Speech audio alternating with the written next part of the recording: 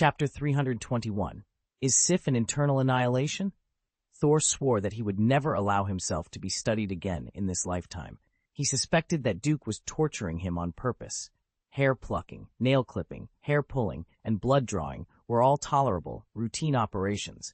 But the spinal fluid extraction and cerebral cortex probing were excruciating. He almost became a fool. He could bear the pain, but what the hell was a canopy? If it weren't for Diana's presence, he would have thought Duke was a pervert or worse.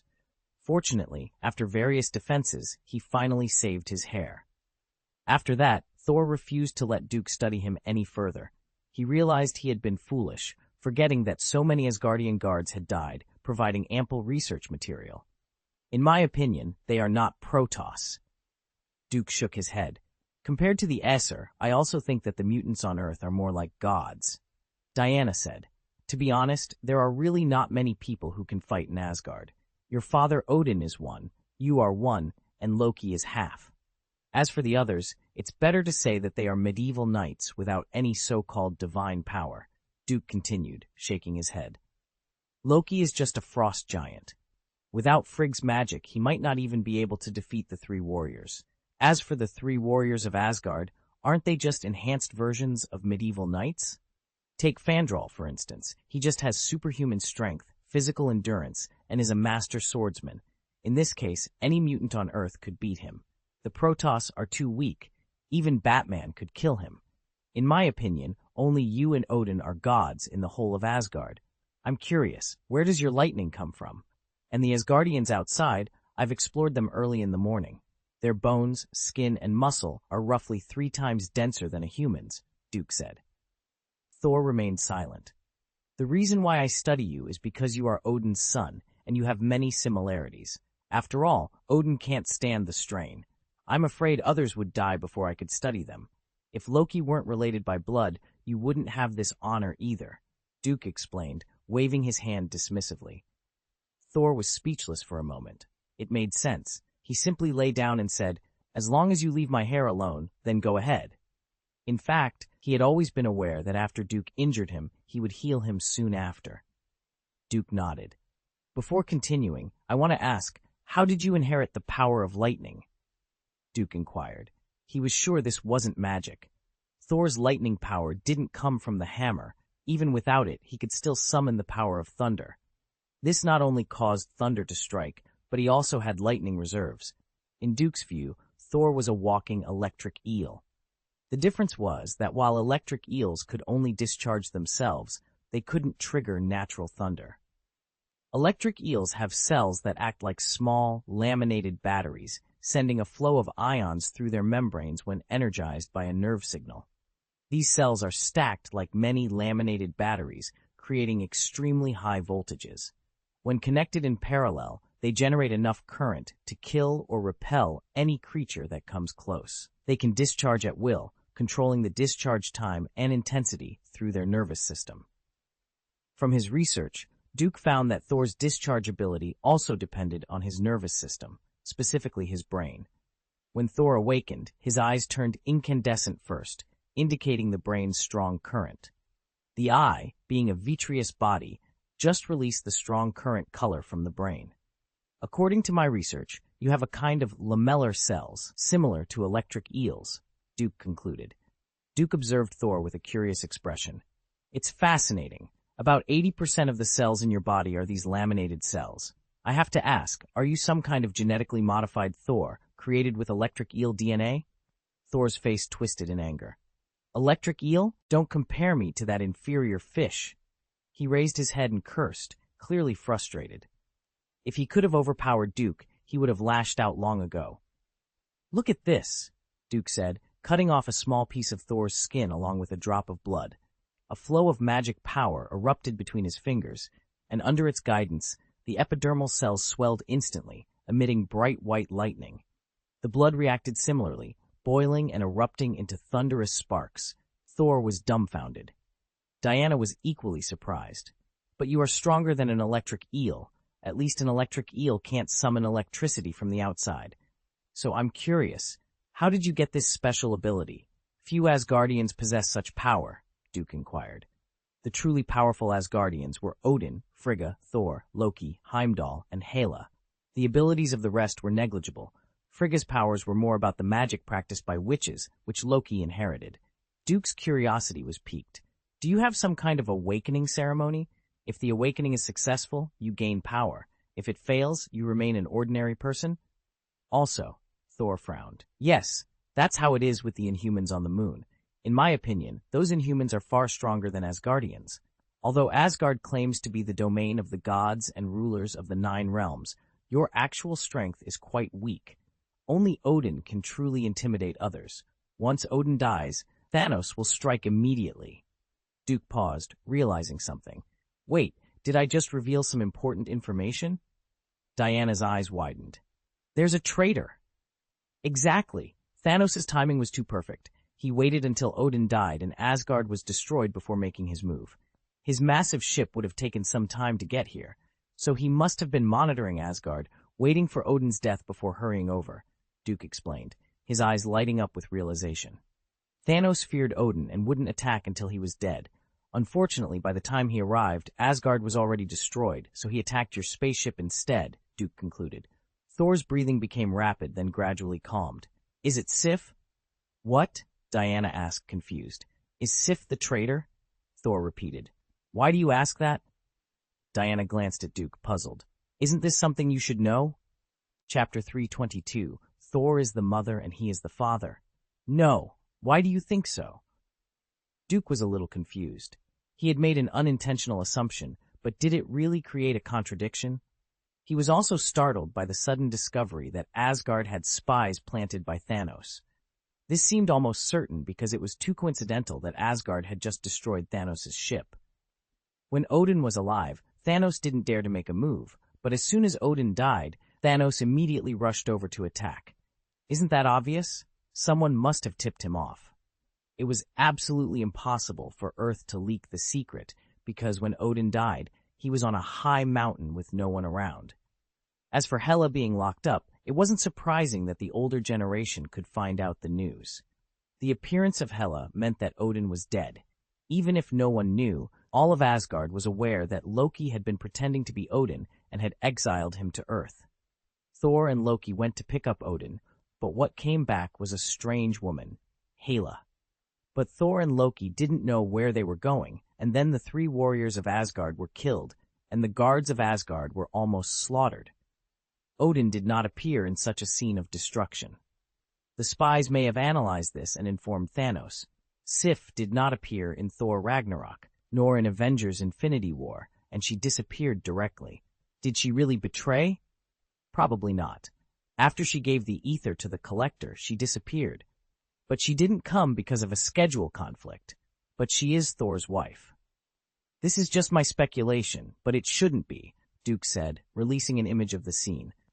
She is assisting Heimdall in Asgard to rescue civilians, and besides, she was arranged by you to go to another place with half of the team. I only picked the important ones. I didn't expect to mislead you.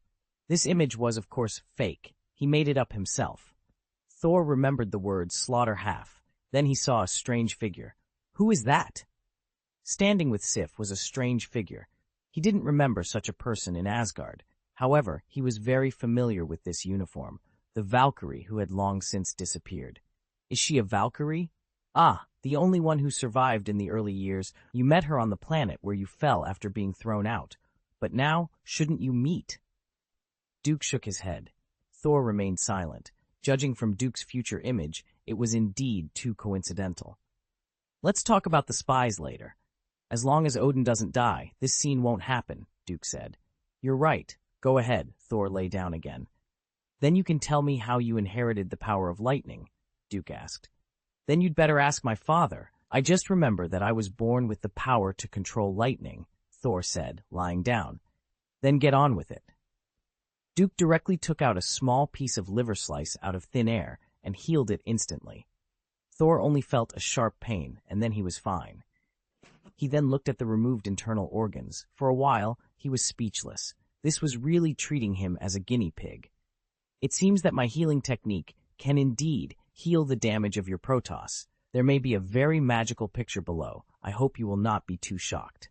After finishing speaking, Duke mobilized the power of rules and infused the healing ability of rebirth resurrection, and in an instant, the slice of liver came alive. Thor's eyes widened.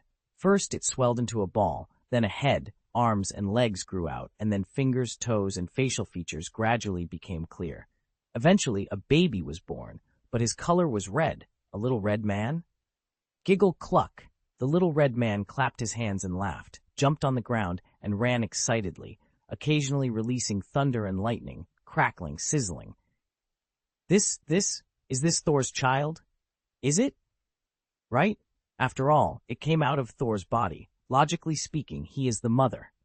Duke scratched his head, a black line forming on his forehead. According to normal logic, what came out of Thor's body should indeed be regarded as mother. So, who is the father? Obviously, it's me.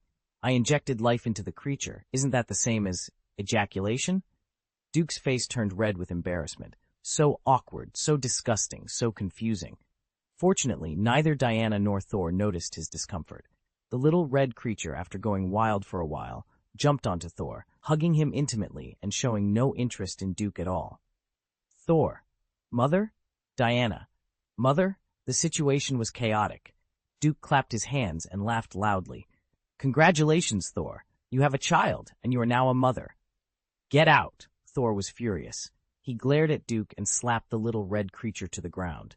The creature started crying, completely unaware of what it had done wrong. Seeing its pitiful appearance, Diana quickly picked it up to comfort it. However, the little red creature kept running back to Thor, making him even more speechless. My experiment is almost complete, Duke said, becoming serious. You Asgardians don't have the so-called Godhead as described in fantasy novels. Instead, each of your organs contains a main battery, and these batteries are connected together, giving you the ability to control lightning. He waved his hand for emphasis. You are not some kind of god. You have similarities with mutants' mutant genes. It seems that most of you were also transformed. Of course, it may also be the result of self-mutation. This kind of mutation has greatly increased your lifespan. So, Father, Thor was not interested in the origin of the Asgardian race. The universe is vast, and anything can happen. Whether they were transformed or self-mutated, it didn't matter to him. Gods could fall, and that was okay. As Loki had said before, being crushed to death, you will never become a god. It was ridiculous that a being like Thanos, who was not a god, had slaughtered a group of gods. So it didn't matter if there were gods or not. There were beings stronger than gods. If you were strong, you were a god. Weren't mutants considered gods in the eyes of the public? Duke was so powerful, wasn't he a god? Yes, but the rules are equivalent exchanges. If you want him to regain his lifespan, someone must lose theirs. And it's not a one-to-one, year-for-year exchange. This is the rule, and it's also the law. After speaking, Duke turned and walked out. Diana followed. Wait, what should I do with him? Thor suddenly realized, pointing to the little red creature clinging to him. End of this chapter. Chapter 323, Life for Life. Glancing at the little red man, Duke felt playful. He came from you. You are his mother, and he is your son. There's no denying that. Feigning surprise, he continued, you don't want to abandon him, do you? Even if you don't recognize this son, he is still a part of you. Pfft. Diana couldn't help but laugh. Thor, with a serious expression, interjected, is this important? I mean, what should we do with him? Is he going to stay this size, or will he grow up? Will he develop brains, bones, etc.? Also, what does he eat, and how did this even happen? Thor was clearly flustered. The idea of having a son before even getting married had left him completely unprepared and panicked. He can eat, but he doesn't need to. He grows by absorbing your life force. Of course he can grow up. As for brains and bones, he doesn't have any. He is pure vitality. If you die, he will die too. Although if he dies, you won't die, but you will be injured since he is still a part of you, Duke explained, clicking his lips. Oh, by the way, he can also summon thunder and lightning. His strength depends on yours. If you are strong, he will be strong. If you are weak, he will be weak. Isn't he a good ally? Duke added. I forgot to mention, although he has high intelligence, he has no brain, so he can't be controlled by spiritual magic. He may never speak, but you will understand him. As for what he will become in the future, I don't know. He depends on your vitality to grow. His future form depends entirely on your ideas, and don't think about making him grow in a specific direction like a brick. Even without a brain, he has high intelligence, so be careful he doesn't outsmart you. Okay, I'll go now, Duke concluded. Thor looked at the little red man clinging to him, speechless. Was he really born with a child? Wait, what about my father? Thor asked. If you want to extend his lifespan, you have to use other people's lifespans to fill it up. It's not a one-to-one exchange, and the discount may be even greater if they are of another race, Duke explained, glancing back. Simply put, it's a life for a life. Is the life of an Asgardian comparable to one? Thor inquired. It's not clear. Odin is very strong, so if you replace it with the life of ordinary guards, it won't be one-to-one. However, because they are the same race, it will be more effective than using those of other races, Duke replied. Thor gritted his teeth. What about my life? Diana was slightly surprised. Your father won't allow it. You can hide it from him, Thor suggested. He's not stupid. He'll understand at a glance, Duke countered. Then what about knocking him out? I know you can. Anyway, he often falls into a deep sleep, Thor said. What a cruel son, persuading others to knock his father unconscious. Impressive. I'm sorry, but when exchanging lives, the person must stay awake and be willing, Duke explained, glancing at Thor. Aren't there 6 dark elves? They are enemies, so using them isn't cruel, is it? Thor hesitated. They have all surrendered. Now is not the time for kindness, Duke shrugged casually and walked out. I've told you the method. You decide who to use. This time, he really left. Thor looked at the little red man crawling in his arms and asked stupidly, Do you think we should kill them? The little red man, with super high intelligence, showed a fierce expression and was surrounded by lightning. Kill them? Thor was surprised to find that he could actually feel the little red man's thoughts. Having an extra son left Thor very depressed. He threw the little red man on his shoulder and flew out. However, to his surprise, the little red man could fly by himself and moved almost in the same way as Thor, like a baby mimicking its parent. In terms of appearance, he looked like a human child of about 5 years old. Along the way, the guards of Asgard watched in astonishment as Thor flew by with his unusual companion. The passers-by in the fairy palace were very confused. Who is little red figure? Why does it look so familiar? Thor didn't dare to seek out his father, and instead flew to his mother Frigg's bedroom. His mother was there, while Odin was in his war room, contemplating the possible arrival of Thanos. What is this? Frigg immediately noticed the little red figure, who was flying in the same manner as her son. She covered her mouth in surprise. For some reason, she saw a resemblance to her son in the little red figure. The little red figure was also very curious, biting its fingers and circling around Frigg. After a while, it let out a joyful laugh and threw itself into Frigg's arms, giggling. This scene exhausted Thor, as he sensed the message from the little red figure. Grandmother. Fortunately, it wasn't grandmother. It seemed that he was being regarded as a father, not a mother. Phew, Thor sighed in relief. At least there was no confusion about gender. But why did he feel relieved about that? Ah, little one, who are you? Frigg asked excitedly, hugging the little red figure, who continued to giggle. He is my liver, Thor said with a grim expression. Your liver? Your sweetheart? Frigg was stunned. Isn't that a term of endearment for a lover? Thor then gave a brief explanation, and Frigg finally understood. She was a bit speechless, but still happily hugged the little red figure. Have you named it? She asked. No, mother, he. Thor was very frustrated. He had come to his mother for advice, and she had skipped straight to the naming process. It was exhausting. Let's call him Uriel then, Frigg suggested. Uriel? Thor rubbed his forehead in frustration. Uriel means glory in Asgardian. Glorious, indeed. His birth is hard to explain. Let's just say he's your and Sif's child. Let Sif be his mother. After all, if everyone knew he was transformed from a piece of your liver, it would be unbelievable and difficult to accept. And so, Uriel was born. If Duke were here, he would be utterly bewildered. Uriel is the god of winter, snow, archery, and hunting in Norse mythology. The name means glory. He was originally an important god, but was gradually forgotten over time and became an obscure deity. In myths and legends, Uriel is the son of Sif and the stepson of Thor, but who is the biological father? In other words, Sif had another male partner before marrying Thor. It would be much more interesting if Uriel was born after Sif married Thor, but in this world there is no legend of Uriel, otherwise Thor would be quite depressed. After all, no one likes to wear a cuckold's hat. End of this chapter. Chapter 324, Life Siphon. The scene before Thor resembled a tender moment between a grandmother and her grandson, but it only made Thor's head spin with confusion. Mother, Sif, this, Thor began, struggling to find the right words. Why, do you still want to be with that girl, Jane Foster? Frigga asked with a gentle smile. No, Mother. Do you blame her? Thor asked, his voice tinged with concern. Frigga slowly set down the little red man and shook her head. The future is full of endless possibilities. Perhaps in one timeline, I died because of her, but in others, it wasn't her fault. Besides, hasn't the timeline changed now? Also, she really isn't suitable for you. Thor felt a pang of confusion.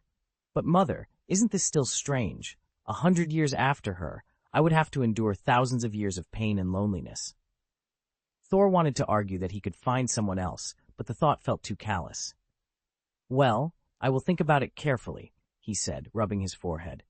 Mother, now is not the time to discuss this. Sif's. But everyone knows that Sif is not pregnant. Your excuse is too far-fetched, Thor pointed out. Have you forgotten what your mother and I do? Frigga asked, her eyes twinkling with mischief. Thor nodded helplessly. Okay, it's an illusion. But he is very popular, Thor protested. Your brother is blue too, Frigga said, referring to Loki. See if he can learn magic. I think he should. Frigga had passed all her magic and witchcraft to Loki to conceal the truth about his frost giant heritage. Now, she was too weak to pass on any more magic to the little red man without endangering her own life. All right, Thor agreed reluctantly. I will arrange your marriage with Sif as soon as possible, Frigga declared. Though she claimed not to mind Jane, the future image had clearly affected her. Anyone who saw such a vision would find it hard to let go. If it were someone less tolerant, like Loki, Jane might have been in serious danger. Marriage? This is this. Thor was stunned. He had just gained an unexpected son, and now he was being pushed into marriage. He wasn't ready for either. What is it? Uriel's truth cannot be revealed. As guardians will find it difficult to accept this matter. I will inform Duke. For now, we can only let Sif feel wronged. You two have been childhood sweethearts for thousands of years. Why are you still unfamiliar? Frigga glared at him. Thor struggled to explain. Mother, it's because we're too familiar that. It's not easy to start. I think you visit the custom shop very often, Frigga teased. Ahem, Mother, what are you talking about? Thor was instantly embarrassed. That's it, it's decided. The matter will be settled first. As for the marriage, we will discuss it later, Frigga concluded. Her tone final. She didn't have the energy to deal with it now. The shadow of Thanos still loomed over them. Soon Sif arrived, her eyes widening in surprise at the sight of the child. Her face flushed as she glanced at Thor, then quickly looked away, her heart pounding. Thor was equally embarrassed. The partner he had known for thousands of years was now to become his wife. It was a lot to process, and he struggled to find his footing. Sif took Uriel in her arms and left. Of course, it was the little red man transformed by Frigga's magical illusion. As for excuses, there were plenty. Mother, what about father? Thor asked, his concern shifting. Frigga hesitated. She was kind-hearted, even towards former enemies. The idea of exchanging the lives of the Dark Elves for Odin's life made her uneasy. On one hand, there were the lives of 6 Dark Elves, and on the other, her husband's life. She was torn. Didn't Duke say something else? Frigga asked. Thor shook his head. If there was more, he would have told us. Seeing his mother in such distress, Thor sighed deeply. I have decided to exchange the lives of those Dark Elves for my father's. Thor made a decision to protect his mother from further grief. Anyway, those who killed us are already our mortal enemies, he said, trying to ease her sorrow. After all, one sentence had cost 660 lives. But if it's voluntary to stay awake, your father will never accept it, Frigga shook her head. Although this might be a relief for the Asgardians who had just faced a disaster, it would plant the seeds of chaos. Once others knew, would they wait until the end of the God King's life to do it again? If there were no enemies, would they use their own lives? Odin would never allow it. I will let Duke put life into my body as an experiment for my father, Thor said. What experiment for me? Odin strode in. Ah, no, it's nothing. I'm going out first, Thor quickly excused himself. This child. Odin looked at his fleeing son in confusion, then turned to Frigga. What kind of experiment is it? You heard wrong. It's about the marriage with Sif. Ah, yes. Why suddenly? Odin was curious. He had always liked Sif as his daughter-in-law and fully approved of the marriage. The next day, Thor took Duke and Diana to the mine, where 1/3 of the Dark Elves were working. But now, they had been gathered together. Hey, do you know what's going on? How would I know? They won't kill us, will they? Hard to say. Fight with them. Fight with what? Do you have a weapon? Not to mention weapons, even the dark elf armor they were wearing had been stripped off, leaving them in rough clothes. What should we do? Let's wait and see. It's not so easy to kill us. The mine defense officer yelled, Shut up! Thor and Duke approached, and Thor waved to the garrison officer, Get everyone out! Yes! Although he didn't know why, the garrison officer evacuated the area with the guards. The area was a small basin, surrounded by no one. This move made everyone feel uneasy. Gentlemen, it's an honor that you will become one, Thor announced. Duke stretched out his hand, and a pink light pierced the air. Countless pink magic threads instantly pierced the chests of the Dark Elves. Strands of life force were sucked out, and more than 200 Dark Elves shriveled up in an instant. Ah! Wow! Ah! Seeing this terrifying scene, Thor couldn't help but feel chills down his spine. Is this the devil's method? Are you ready? Duke asked. Thor had no way out. He immediately shouted, Come on, end of this chapter. Chapter 325, Can't Help But Call. Ugh. Thor swore he had never felt so much pain in his life. It was as if army ants were drilling under his skin, causing an unbearable itch and pain that penetrated his limbs and bones. The pain was at an excruciating level, coupled with an equally intense itch. If he had lived during the Ming Dynasty, he would have known this as mercury peeling. His entire body was swollen, muscles bulging with a tendency to transform into something akin to the Hulk. Tsk, Duke remarked. About 5 minutes later, Thor stopped howling in pain. How did I become like this? Thor asked, bewildered by his transformation. The once athletic man now looked like a bodybuilder injected with protein powder.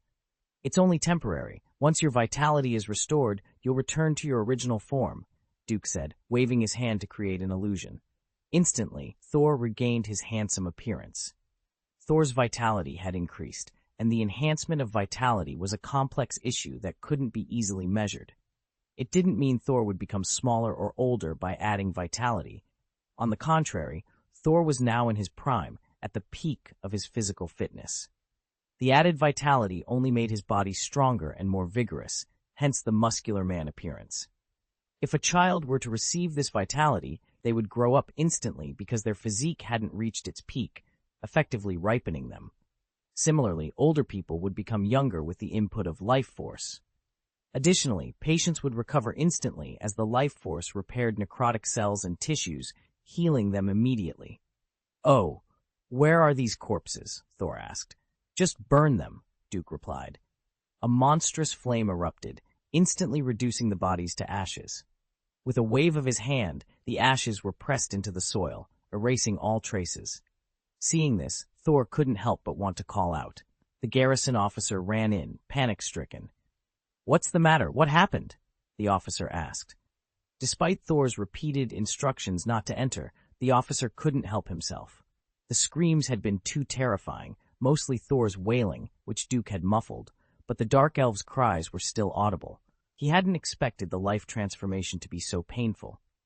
Who let you in? Thor's eyes flared. He could take the life of a Dark Elf, but he wouldn't kill his own people. The wailing just now. Wait, where did those Dark Elves go?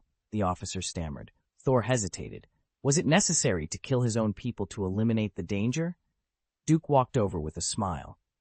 They have other jobs. I've seconded them to Earth. Vindicator. Let's find some more prisoners, he said, patting the garrison officer on the shoulder. Thor breathed a sigh of relief. Fortunately, Duke didn't want to kill the Asgardians. If Duke had really wanted to make a move, Thor wouldn't have known what to do. Yes, I see. The defense officer nodded, still confused. Although he didn't know how the 200 people were transferred out, the power of this person had already spread throughout Asgard. Single-handedly, Duke had reversed the trend of Asgard's defeat. It was said that he was the god of law, a title he truly deserved. "If someone asks, do you know what to say?" Thor asked, looking down at the officer. For some reason, the garrison officer felt particularly oppressed by Thor today, so he quickly nodded. This subordinate understands. They were seconded by Lord Fashion. "Very good," Thor said, patting the garrison officer on the shoulder before flying out. Similarly, more than 400 dark elves from the remaining farms and ranches also entered Thor's body. Now he truly supported the Hulk. "Wahaha!" Duke laughed until his stomach hurt. "Hey, it's muddy," Thor grumbled, his hair black. Okay, I'll give you the illusion, and I'll convince that stubborn old man myself," Duke said, waving his hand. Thor returned to his previous image. News of the disappearance of more than 600 elves spread quickly throughout Asgard. Mines, farms, and pastures, all managed by Asgardian civilians and prisoners, were affected. While the civilians remained largely unaware, the prisoners sensed a crisis. They believed that the 600 missing individuals had been killed, which led to an atmosphere of unease and eventually sparked the large-scale Sabata rebellion. This rebellion caught the attention of the opposition in Asgard, leading to significant future divisions. Like any place, Asgard is composed of multiple factions, even though the Odin faction dominates. However, this is a matter for the future. For now, the rebellion was quelled by Thor, but more on that later.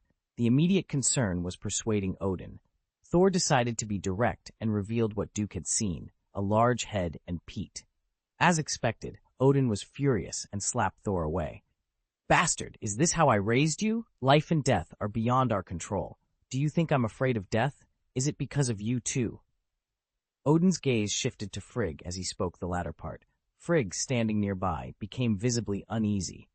"You're not afraid of death, but what about Asgard? Do you want to release Hela, or do you want Thanos to come and slaughter our people?" Thor retorted, standing up. Odin was momentarily speechless. "I know my father is not afraid of death, but you can't die now. Even if you want to die, you have to survive this disaster," Thor shouted. Odin, his beard bristling with anger, replied, "You are scared. You are scared before Thanos even arrives. I don't have a coward like you. I have never been afraid. Just like in the vision, I can fight to the last person, even if it costs me my life. But now we know we can change this outcome, so why give up?" Thor argued, turning to Duke. "Help me dispel the illusion." "As you wish," Duke said with a smile, dispelling Thor's illusion. Odin and Frigg were left dumbfounded. "What kind of monster are you?" Odin began, his fury evident. Calling his son a monster only fueled Thor's anger. "The vitality of 660 dark elves is within me. You can figure it out. If you don't take it away, I'll walk out like this for everyone to see." "You?" Odin felt a headache coming on from his anger. If Thor went out like this, he would be seen as a monster. How could he lead Asgard? The thought made Odin's head throb even more. End of this chapter. Chapter 326. Let me say something. Duke smiled as he walked out. "Let me say something, God King. Are you afraid that the life force of the Dark Elves will tarnish your noble blood?" Odin remained silent. "If that's the case, you don't need to worry. It's just pure vitality. It won't change your blood, let alone your DNA," Duke continued. "Not really," Odin shook his head. "Then are you worried that the murder of these 666 lives will be counted against you?" Duke asked, noticing Odin's frown. "Actually, it doesn't matter. I killed these people. Even if there is a murder, it is my fault, and it is your son who decided to kill them, not you. You don't need to worry. In addition, I want to emphasize one point, God King. Are you being too merciful? If it were me, none of these invading enemies would leave alive." Odin remained silent. Since they have invaded, they must be prepared for death.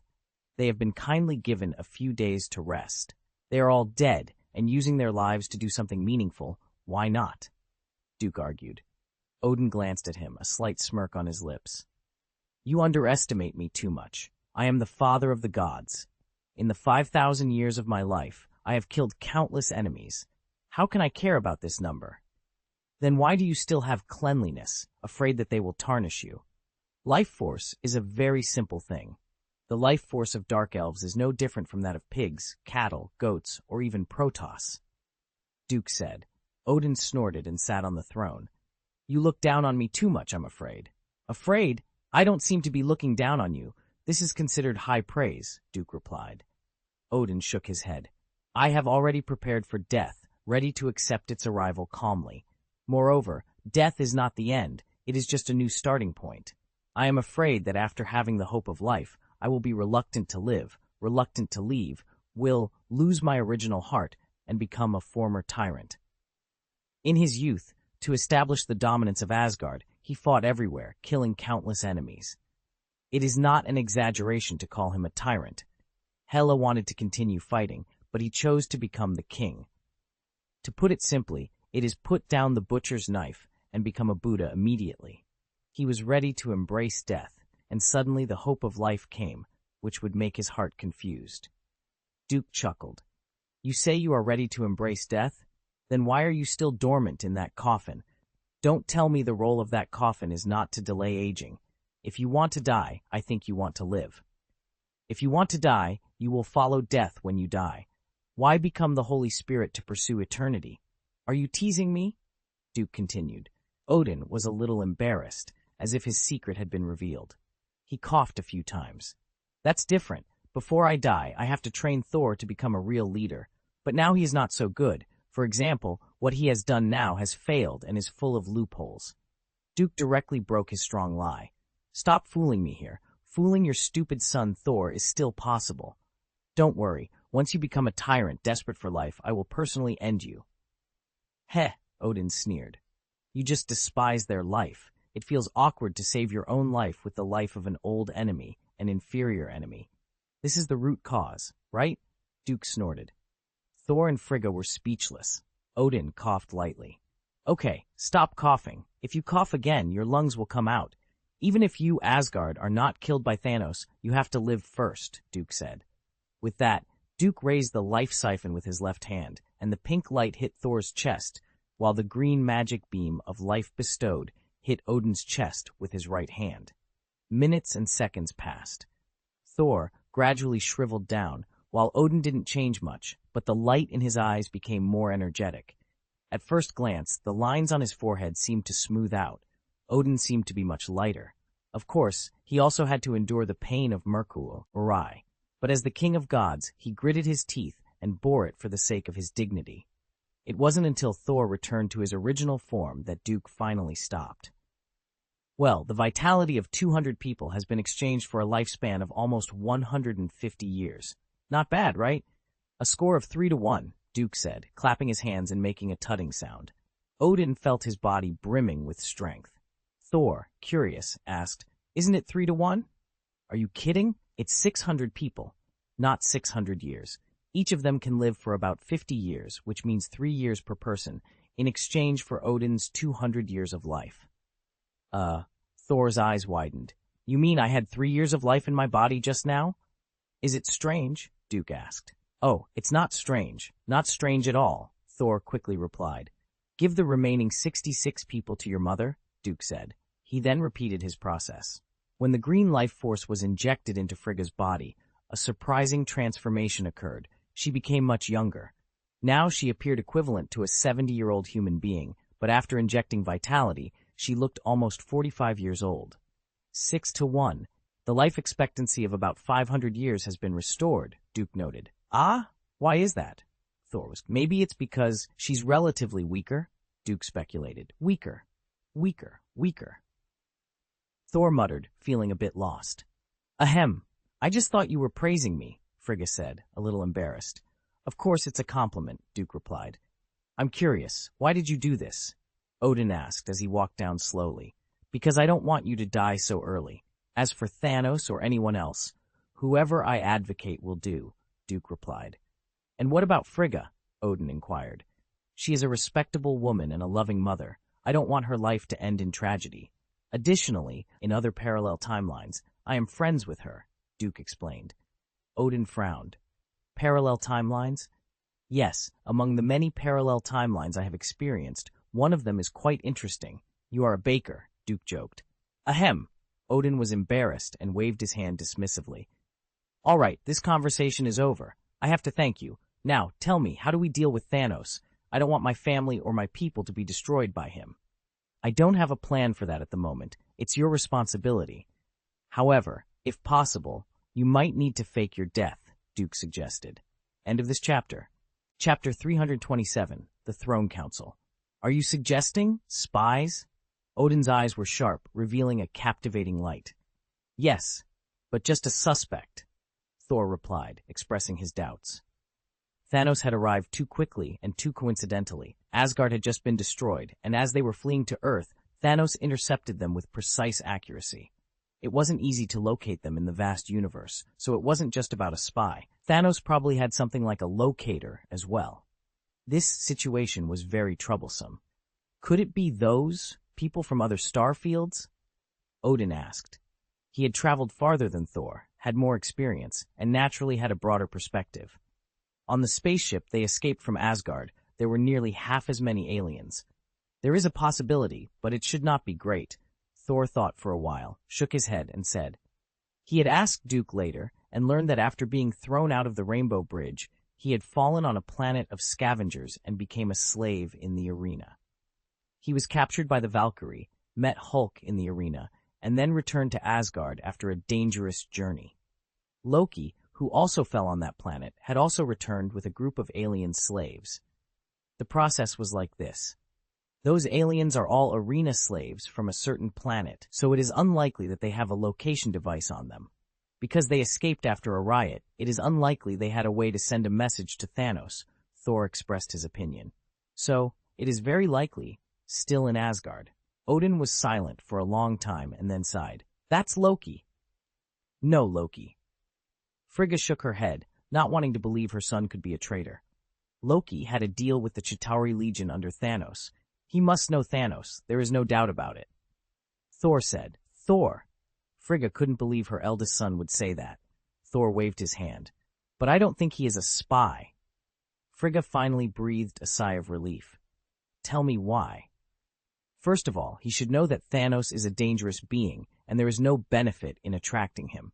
If Thanos wanted the universal Rubik's Cube, Loki could have gone to Earth alone to find Thanos. I believe he has that ability. And Loki didn't hand over the Rubik's Cube immediately, and even in the end.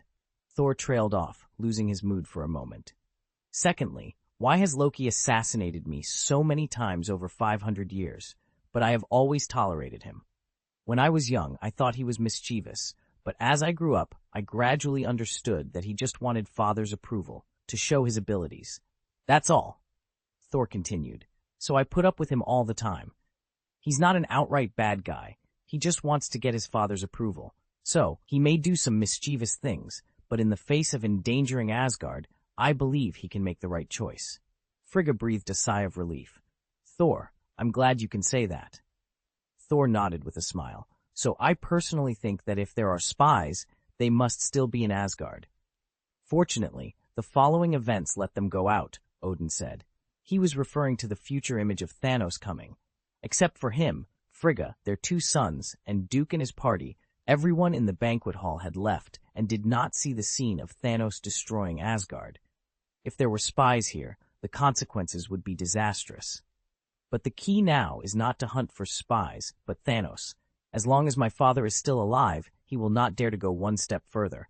What we need is to join forces with Duke to attract Thanos, then kill him, Thor said. Looking for spies? That was impossible, and it was impossible to find them in this lifetime. There were so many people in Asgard, how could they check them all one by one? Instead of scaring the snake, it was better to use this to lure the snake out of the hole. At this time, Duke was in Asgard's cell. After noticing Loki raised his head slowly, his expression a mix of confusion and loneliness. Why have you come to see me in such a miserable state? Do I need to see your miserable state to know it? I knew it from the moment you were brought back to Asgard. Actually, I knew it from the first time you secretly came to Karazhan, Duque said with a smile. He sat down and casually produced 2 one-liter bottles of Coke. A gift for you. Try it. It's a specialty from my hometown. Loki took one of the bottles casually. Laoshan Coke? It's iced and tastes good, Duque replied. Loki unscrewed the lid and took a long drink. Hiss, it's cool and the taste is good. Where is Laoshan? I might need to order a batch, Loki said with a smile, screwing the lid back on and setting the bottle aside, as if he wanted to save it for later. Poor guy, he probably doesn't get to taste anything good while he's locked up. Drink as much as you want. I have something to discuss, Duque said. Loki shook his head.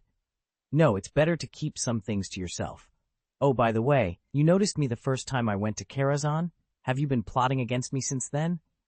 He was referring to the Battle of New York. He wasn't surprised about being noticed. He had tried to stealth into Karazhan with Thor, but was blocked by an invisible barrier. There was a loud boom, and he didn't doubt it at all. Plotting against you? You think too highly of yourself. You were just a pawn under Thanos, being used, Duque said with a smile. So, how do you feel after watching it? I'm just skeptical, Loki replied. Do you suspect that what I showed you is fake? Isn't it? In fact, you already believe it in your heart. Your doubt is just about its logic. I don't need to explain this to you. Believe it or not, I have nothing to gain. I just came to see you. That's all. Oh, that's all? Loki sneered. Yes, that's all. I want to interview you. Thanos is about to destroy your people, and you are about to be crushed. How do you feel? Loki sneered again. I'm just a frost giant. Do you accept that? The frost giants have fallen, so it should be your biological father, but you killed him yourself. You don't recognize the identity of the frost giant. You are the prince of Asgard. Isn't that right? Duque said, his tone probing. Loki grimaced. I believe you will be free soon, and I look forward to the day you rise from the ashes, Duque said, standing up and disappearing. End of this chapter. Chapter 328, The Bigfoot Gang. Duke wandered around the 9 kingdoms for a week before returning to Earth. The plan against Thanos had not yet been implemented, which was understandable. After all, it was a matter of betting on the survival of the world. This would take a long time to plan, but fortunately, Odin had 200 more years of life, and he was no longer afraid of Thanos. He couldn't afford to become weak and have his head smashed by Thanos. April O'Neil had become the most prominent reporter in New York. She gained fame for her long-form report on X Academy and became a well-known reporter for Channel 6. She was no longer just a corner office journalist. However, she was not satisfied. She wanted to catch big news. The X-College Lace report was merely a springboard to make the editor-in-chief favor her more. And tonight, in the rainy night, she finally caught a big piece of news. Excited, she rushed home. I was scared to death. I saw someone attacking the Bigfoot gang, she exclaimed. Ah, are you okay? Taylor, her roommate, expressed surprise. The Bigfoot gang had been a hot topic recently. Despite the numerous superheroes in New York, supervillains still sprang up like mushrooms after rain. Were they not worried about being taken down? KLZ was a formidable force. Although the great god might not take the initiative to eliminate them, KLZ's subordinates were still very strong. I was riding my bike near the pier. It was dark, and there were Bigfoot guys everywhere. Then, out of nowhere, a guy started fighting them and left a sign. I've definitely seen it before, but I can't remember where. But there were definitely people fighting the Bigfoot gang. O'Neil spoke quickly, a little out of breath, leaving Taylor completely dumbfounded. Sister, what are you trying to say? Taylor asked, confused. A defender of justice appeared in the city, and no one knew about it except me, O'Neil declared. Guardian of Justice? Taylor frowned. Are you sure it's not the Justice League, X-Men, or KLZ squad? No, absolutely not. I know everyone in the Justice League, except for the masked Batman, and I heard that the Justice League has been disbanded, with everyone except the Flash joining the KLZ team. As for the X-Men, they just don't match up, O'Neil explained, her excitement palpable. Drink some water first, Taylor suggested, handing her a bottle of mineral water. O'Neil took a few gulps and continued, I know I've found big news, and I want to say goodbye to small-time reporting. You've got big news, Taylor acknowledged. But that doesn't count. In short, I will definitely rise this time, O'Neil said, punching the air in determination. You go ahead. I'm going to sleep, Taylor said, turning away. Fine, O'Neil muttered, feeling dejected. She decided to wash up and go to bed. It was frustrating to give a passionate speech and get such a lukewarm reaction, but she couldn't blame her roommate for being a bit of a slacker. Early the next morning, O'Neill ran to work, full of enthusiasm. Tonight's headlines. Does anyone have an idea? Editor-in-Chief Thompson asked as he entered the room. Lower Manhattan redevelopment proposal, one person suggested. Lower Manhattan had been hit twice. The first time was by the Justice League in 2007 when Steppenwolf was being hunted down. The dam burst and floods inundated the area. Batman personally sponsored the reconstruction, but it was never fully repaired. The second time was during the New York invasion. Although Duke managed to stop the loss in time, it still caused near-destructive damage to the downtown area. The front had not been repaired yet, and there was another heavy blow in the back, so New York State decided to suspend the construction until today. No, Thompson vetoed the idea. Are you kidding me? When did Channel 6 become a political news channel? This year, except for the election of the governor, we need something more engaging. O'Neill raised her hand, eager to share her scoop. Most people don't care about political news, even if it involves the president and affects vital interests. In contrast, the X-Men gossip unearthed by O'Neill some time ago has captivated the masses. As a semi-entertainment channel, they do cover current affairs, but that's not their main focus. Lower Manhattan has been under reconstruction for several years now. Has it been repaired? Reporting on it repeatedly has caused the audience to lose interest long ago. I have it here. The NYPD task force has reduced the Bigfoot crime rate, someone announced. Not bad, Thompson decided immediately. This will be the news at 7 o'clock in the morning. We have 3 minutes to start. What? The person who raised their hand was suddenly speechless. Isn't this just more politics? Thompson glared. What do you know? This is different. One is distant and illusory, and the other concerns immediate interests. The Bigfoot gang has been very active recently. Some time ago, the largest Ginny group was taken down, and the smaller leaders have been acting independently. The Bigfoot gang is the fastest growing among the new groups. So far, no one knows where Bigfoot came from. Is it from the Jin Bing group, or is it an external force? In just 2 months, they committed more than 30 crimes, angering the superheroes. Unfortunately, despite repeated attacks, they have only managed to disable external forces. They are so fast that no one even knows where their headquarters are. Some say it's in Chinatown, but there's no evidence. At this moment, O'Neill hurried in. O'Neill, you came at the right time. The reports you dug up earlier are very good. Keep up the good work. I'm waiting for your next scoop, Thompson said, patting O'Neill on the shoulder. O'Neill felt a bit down. This wasn't entirely her doing. It was thanks to Michaela, who looks just like her. Without Michaela, she wouldn't have found a way at all. Although X-Men Trivia made her famous, there are only 10 editions, and 7 have already been serialized. It will end soon. I dug up some new news, O'Neill said. Oh, if it's Duke's gossip, I can get someone to pay for it, Thompson replied. There is some news about him, but do you dare to air it? O'Neill rolled her eyes. Although it's not about Duke, this one is also, ahem, I witnessed it with my own eyes in Brooklyn last night. Someone tried to steal something. Thompson frowned. Wait, O'Neill, someone heard gunshots, but there are no reports of any Bigfoot activity. That's because they were stopped, O'Neill explained. By who? The X-Men, Justice League, Batgirl Squad, or? Thompson asked. The Batwoman team, O'Neill clarified. It's Master Wayne's daughter's team, formed recently and quite active. Although they haven't stopped many criminals, they are the team of heroes with the most witnesses. End of this chapter. Chapter 329. Banner runs out. Torture from the soul. O'Neill hesitated, then said, I didn't see it clearly, but he was supposed to be alone, and he picked up the huge shipping container and knocked those guys into the river. What? Editor-in-Chief Thompson exclaimed. What are you talking about? It's big news that there is a defender of justice against Bigfoot.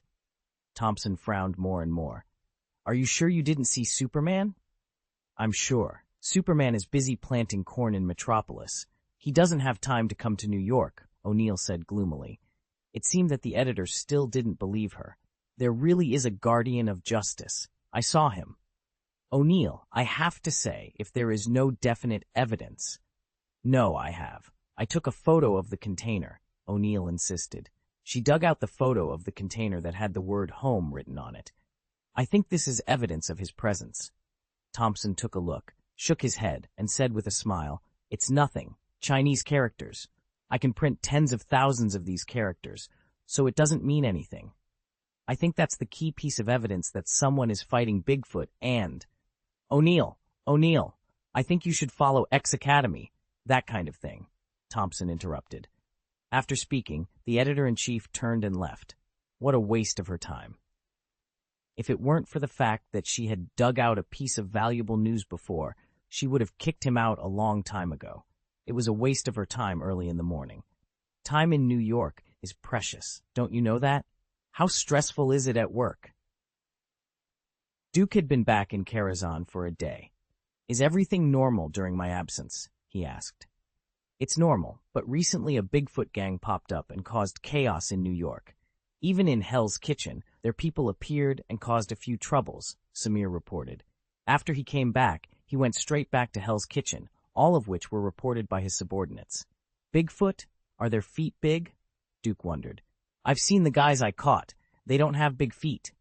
Samir sneered. "Don't they know that you are the majestic gun king?" Duke asked curiously. It was unusual. Few people dared to challenge them anymore. "They know, but they don't seem to care. I think their hearts are quite big, and they seem to want to rule New York." Samir shook his head. "A little Bigfoot is so confident in something that Hydra hasn't even done?" Duke sneered. He remembered what the Bigfoot gang was, the villain in Teenage Mutant Ninja Turtles, the villain organization led by Master Shredder. As the strongest enemy of the Teenage Mutant Ninja Turtles, there are various versions of Shredder. In his previous life, it was because of playing the game Teenage Mutant Ninja Turtles that Duke became short-sighted. It was a very old, but not too old era, maybe the end of an era, when there were still card game consoles. Because Duke's family lived in the countryside, which was relatively remote and backward. At that time, computer games were already popular in the city, but the countryside was still very backward. Duke just caught up with the tail end of the plug-in game console era, went to school, and played the rented Teenage Mutant Ninja Turtles plug-in card. Because the family was poor, on a huge table, the TV was on the right and the left was where Duke did his homework. Parents were busy outside, and Duke played card games over there. Hearing the sound of the door opening, he quickly unplugged the game console and continued pretending to do homework. That's how it was. Facing the TV at close range, Duke became myopic. However, Duke's grades were still good at that time, within the top 5 of the basic class. The main reason was that there were not too many things to disturb him, and his daily life was relatively monotonous. Go to school, come home, eat and sleep, then go on to school, back. Samir smiled dismissively. Who knows what kind of twitch they are? After reviewing the records of several fights, he concluded that this was a villain organization formed by a group of well-trained warriors, ninjas, mercenaries, and the like. There were no individuals with special abilities, no mutants, and no inhumans. The most powerful members were merely those who had been physically enhanced. The opponent was too weak to pique Samir's interest. The Mera team had recovered the energy column of the United States and officially launched the Inhumans Raiders. Everyone in Karazhan was aware of the existence of the Inhumans. "Then don't worry about them. They're just a group of minions," Duke said, waving his hand dismissively. "Well, anyway, there are superheroes who specialize in dealing with them," Samir added. Then, as if remembering something, he continued, "Oh, by the way, Miss O'Neill seems to be tracking down the superheroes who are fighting Bigfoot." O'Neill felt that the people who fought against Bigfoot seemed a little special. To distinguish them from the king's superhero, they were named the Justice Guard. "O'Neill?" Duke was momentarily stunned. "How did she get involved?" Oh, he suddenly remembered. Teenage Mutant Ninja Turtles. He hadn't met O'Neill, but he knew of her. The playful thought crossed his mind again. There was indeed someone with the same face shape as Michaela, and they were both in New York. How had they not found each other after all these years? He decided not to meet O'Neill. After all, she had the same face as Michaela. If he did meet her, he would definitely be interviewed by the media. He didn't think much of O'Neill, but his staff did. They noticed that the boss was very concerned about Michaela, who had the same face shape, and feared that she might be found by the Decepticons. They even considered bringing her to live in Karazhan for a while. Michaela was very determined and seemed to have a strong desire to pursue the boss. Although she had been rejected and they didn't meet often, Michaela didn't seem to want to give up. Everything was possible. Therefore, the staff were particularly concerned about O'Neill, who had the same face. If Michaela really became the boss's concubine or something similar, and O'Neill had another boyfriend, wouldn't it mean that the boss was being cheated on? They were extremely worried for O'Neill. As for Michaela, they were less concerned. Michaela was very reassuring and didn't show any affection to the men who approached her. Duke frowned and thought, it looks like the Teenage Mutant Ninja Turtles are going to be involved. Teenage Mutant Ninja Turtles? Ninja. Michaela was about to ask when Howard rushed in, out of breath. It's not good. It's not good. Something happened. Hulk rushed out. Samir frowned. Did you just say Hulk, not Banner? Yes, it's Hulk, not Banner, but the big green guy, Howard confirmed, still catching his breath. End of this chapter. Chapter 330, Big Green versus Little Green. What happened? Duke asked. I don't know. Banner was meditating there, and suddenly he ran away and turned into the Hulk. After that, he rushed out like crazy and left Karazhan straight away, Howard explained. Duke shook his head, realizing that Banner's practice had gone wrong. Okay, I'll go and catch him, he said before disappearing from Karazhan. This ability is really convenient, Howard remarked, blinking in amazement. You wouldn't use it even if you had it. You're too lazy. Samir laughed as he glanced at Howard and walked away. Although Howard had a close relationship with Duke, Samir was even closer, being Duke's #1 disciple and much older than Howard. In a certain subway station in New York, chaos was erupting. The Bigfoot gang had started another riot, capturing many hostages to force the Guardian of Justice to come out.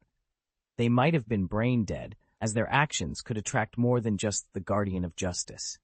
Suddenly, the lights went out and 4 burly figures rushed out. After a flash of swords and lightning, the hostages were successfully rescued and escaped to the top of the building. Great job. Well done. Elbow blow is not bad. That's what my brother said. This is our city, our street. If you dare to provoke us, prepare to die. Huh. Instant kill. Great. Did you see that guy's chin hit the ground directly? It's estimated that he can only drink water for a few months. That's what I want, guys. Come and go without a trace. No one sees. The 4 of them clapped their hands in celebration. At that moment, O'Neill climbed up to the roof, and with a click flash, the 4 people immediately froze.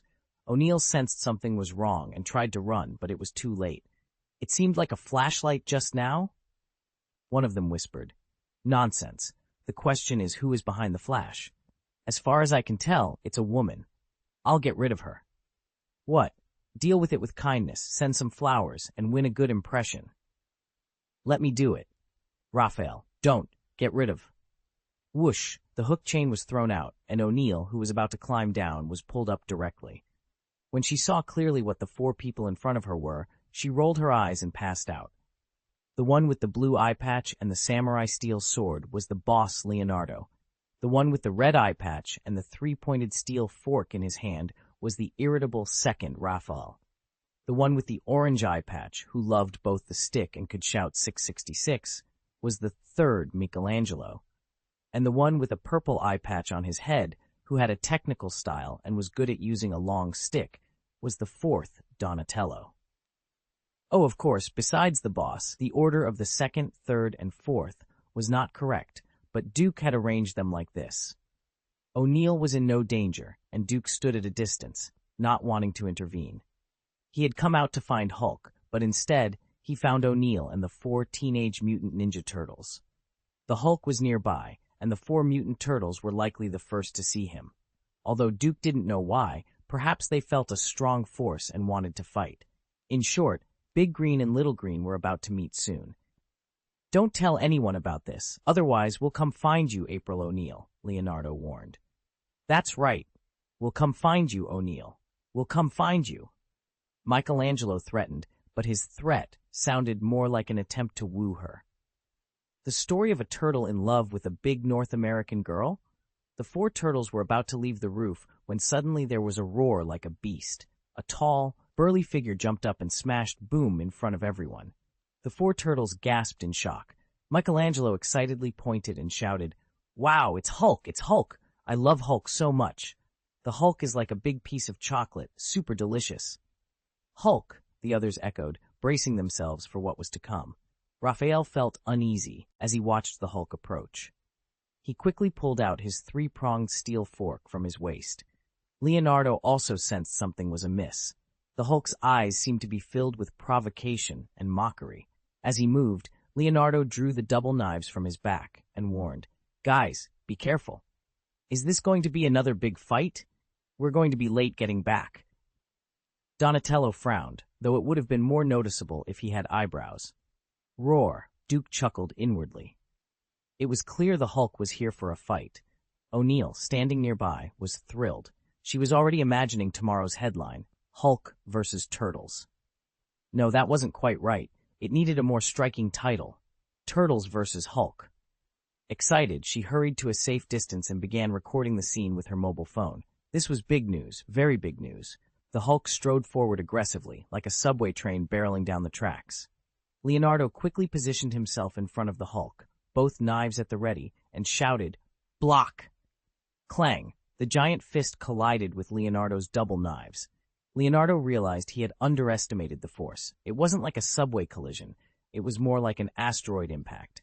Without another word, he was sent flying. "Leon!" Raphael shouted in fury. He launched himself at the Hulk, double fork in hand, and leaped onto the Hulk's back, stabbing down with all his might. Click, the double fork snapped instantly. Raphael's face turned pale with shock. How could the Hulk be so tough? Of course, he was tough. Even the Chitauri's laser guns couldn't penetrate his skin. A mere steel fork stood no chance against the Hulk's defenses. The Teenage Mutant Ninja Turtles, despite their impressive martial arts skills and physical abilities far exceeding those of ordinary humans, were no match for the Hulk. The Hulk grabbed Raphael's ankle with a backhand and began smashing him around, just as he had done to Loki. Raphael was left dazed and confused. "Let him go." Donatello, seeing the dire situation, swung his long stick with both hands and aimed for the Hulk's eyes. No matter how strong someone is, the eyes are always a weak point. If he could land a solid hit, the Hulk would be temporarily blinded. But the Hulk was too quick. With a backhand throw, he sent Raphael crashing into Donatello, and the two rolled away in a heap. "Wow!" O'Neill, watching from a distance, was stunned. It was an instant defeat. The Hulk, a veteran superhero, was truly incredible, but his skin was unbelievably tough. "Hey, I'm warning you, don't come any closer," Michelangelo said, trying to be more lively. Seeing his brothers beaten to the ground, he began twirling his nunchucks and singing, "Hey, hey, I like double festivals." Bang! A single punch from the Hulk, and Michelangelo was down. End of this chapter. Chapter 331. Carve it on my turtle shell. Whoa, whoa, whoa. April O'Neil couldn't close her mouth in shock. This video is too powerful. Once it is posted on the internet, it will probably detonate the whole of New York, right? Big news. She's going to be a big reporter. It's a pity that O'Neil overlooked one thing. To become a great reporter, you must have a fixed interview target and be able to provide long-term and stable news.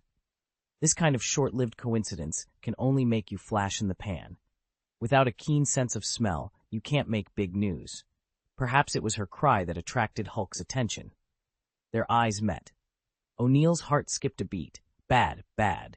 Sure enough, Hulk strode over and was about to grab her. "Okay, enough." With a thud, a figure appeared in front of O'Neill, raising his hand to block the massive palm that was reaching for her. Hoo-hoo! Hulk was stunned for a moment, and after seeing the person clearly, he suddenly burst into dissatisfaction. The strange thing is that Duke could hear him clearly. "Okay, I'm too busy to take care of you these days, and I'll throw you to Skull Island in a few days," Duke comforted Hulk's irritable mood. It turned out to be his fault. He had promised to let Hulk go to Skull Island to fight monsters every once in a while. Unfortunately, Duke had been busy with Asgard's affairs and forgot about it. This neglect caused Hulk's resentment to grow during Banner's meditation, eventually leading to a rampage. In other words, Banner also failed. How long has it been, and he still hasn't reached an agreement with Hulk? "Hey, roar!" Hulk let out a dissatisfied roar. and then gradually changed back to the shirtless Banner. Still the same never-ending pants. Sorry, I messed up again. Banner immediately apologized after transforming back. Now, he can maintain self-awareness and will not fall into a coma after transforming back, but he still feels very uncomfortable with the nausea and vomiting. The coma used to protect the weak human Banner, but now that Banner has become stronger, he can naturally maintain a relatively awake state. Wow, it's Dr. Banner? The crisis was lifted, and O'Neill came out from behind. Not many people know that Dr. Banner is the Hulk, except for those who know the inside story. All the Hulk versions appearing on the internet now have no human image. Of course, when the ruins of the factory fell from the aircraft carrier, the old man at the gate also knew about it, but unfortunately, he couldn't take the video in time. One of the mysteries of the new century is, who is the Hulk? Now that the answer is in her hands, she is so excited. Seeing an outsider beside him, Dr. Banner turned around in embarrassment. You are, Michaela? Oh no, I'm O'Neill. Now she kind of hated the name Michaela. O'Neill? Banner was confused. Isn't this Michaela? So similar. April O'Neill. Put away your phone, Duke said. Okay, that? Are you Duke? You are too strong. You blocked the Hulk's fist at once. It's too powerful. O'Neill put away the phone obediently and excitedly followed like a little girl bouncing up and down. Well, can I interview you? No. Duke shook his head indifferently. You can keep the previous video, but the video of Banner's transformation is not allowed to appear. Do you understand? O'Neill hesitated for a long time, then nodded dejectedly. I see. Although the mystery of who Hulk is cannot be solved, at least there is still the previous video. The Hulk vs. Ninja Turtles video is absolutely amazing. Banner didn't say anything either. After all, the Ninja Turtle is a Ninja Turtle, with thick skin, rough flesh, and strong defense. The four little greens who were quickly knocked out came together again. The result was a little dumbfounded. What about the big green? Immediately after seeing Banner in the same style of tattered trousers, they immediately locked on the target. Wow, you're... Duke, I know you. Boom, boom, boom, boom. Superman, can't fight back. You're too strong. Before Raphael could attack, Michelangelo started gesticulating excitedly, imitating the posture of blasting Superman as seen in the video. For Duke, what outsiders know is mostly from YouTube videos of him beating Superman in Metropolis. As for other records, there are very few because not many can capture him on film. When Duke appeared, Raphael stopped, becoming cautious. Leonardo, wearing a blue eye patch, approached with his two swords on his back. He respectfully clasped his fists and bowed like a ninja. You are the god of law, Duke, right? Leonardo asked. Yes, I am, Duke replied. Sorry, we had some conflicts with your companion, Leonardo said, showing his leadership skills by addressing the situation. You mean the Hulk? It seemed like a one-sided beating. That's not really a conflict, Duke said, waving his hand dismissively. Leonardo felt a bit downcast. Indeed, he had been knocked dizzy and was still a bit unsteady on his feet. Duke, can you sign for me? Michelangelo ran forward excitedly. This surprised Leonardo and Raphael. This was a man who had beaten up Superman, and Michelangelo was asking for his autograph? If they weren't careful, they could get killed. Okay, where do you want me to sign? Duke asked. Engrave it on my turtle shell, Michelangelo said, turning his back to Duke, looking excited. Duke was momentarily speechless. The idea of Michelangelo carrying his name around on his back was a bit odd. Won't it damage your turtle shell? No, my turtle shell is hard, Michelangelo assured him. All right, Duke said. He raised his finger, drew a few strokes in the air, and carved his name onto Michelangelo's turtle shell. Of course, he used the English Duke. How does it look? Isn't it handsome? Michelangelo turned to his friends, beaming with excitement. Very good, Leonardo said, his face twitching slightly. Handsome, Raphael nodded in agreement. Good, Donatello added, though he noted that the sign said Duke in English. While people also called him Duke in Chinese, Americans had already forgotten the Chinese name. To them, Duke was simply Duke, so the autograph was fine. Michelangelo ran forward excitedly. I also want an autograph. Can you help me get Dr. Abraham Erskine's autograph? I really like his invention. No problem, Duke smiled. Then he pointed to the big moon and said, Don't you need to go home? It's very late. If you go back late, you'll get in trouble. Oh no, Michelangelo exclaimed. The other three also trembled, realizing they had been too excited and had forgotten what their teacher had said. Sorry, we have to go back. I will come to apologize in person some other day, Leonardo said, bowing his hands. He then signaled his brothers, and they jumped downstairs like ninjas. End of this chapter. Chapter 332, Catching the Wrong Person. Okay, you go back too. Remember my words. Duke gave a final piece of advice, then opened the portal and brought Banner back to Karazhan. Before leaving, Banner apologized to O'Neill, saying that he didn't mean to scare her. Well, it's been quite an exciting day, O'Neill said, rubbing her face as she walked towards the ladder. It was time to go back and edit the video. People were so polite, it wouldn't be right to blow it out of proportion, would it? After returning to Karazhan, Martina stepped forward worriedly. Why did you run out in such a frenzy? You had me so anxious. I'm fine, don't worry. You can't get angry now, Banner said cautiously as he stepped forward. Martina was pregnant, and of course, the baby was Banner's. It had been more than 3 months. Every time Duke thought about it, he wanted to smile flirtatiously. Martina had 2 husbands, and the child in her belly had 2 fathers. What a mess. Meanwhile, in the sewers, the ninja turtles were on the move. The group of 4 turtles jumped into the sewer and finally huddled together at a small opening, looking very embarrassed. Sigi carefully pushed open the door. Is he there? One of them asked. I don't see him, another replied. Donnie, what do you see? My thermal scan shows a 74% probability, so there's a 61% chance that he's not here. Donatello said. Okay, let's move ahead, but keep quiet, Leonardo instructed.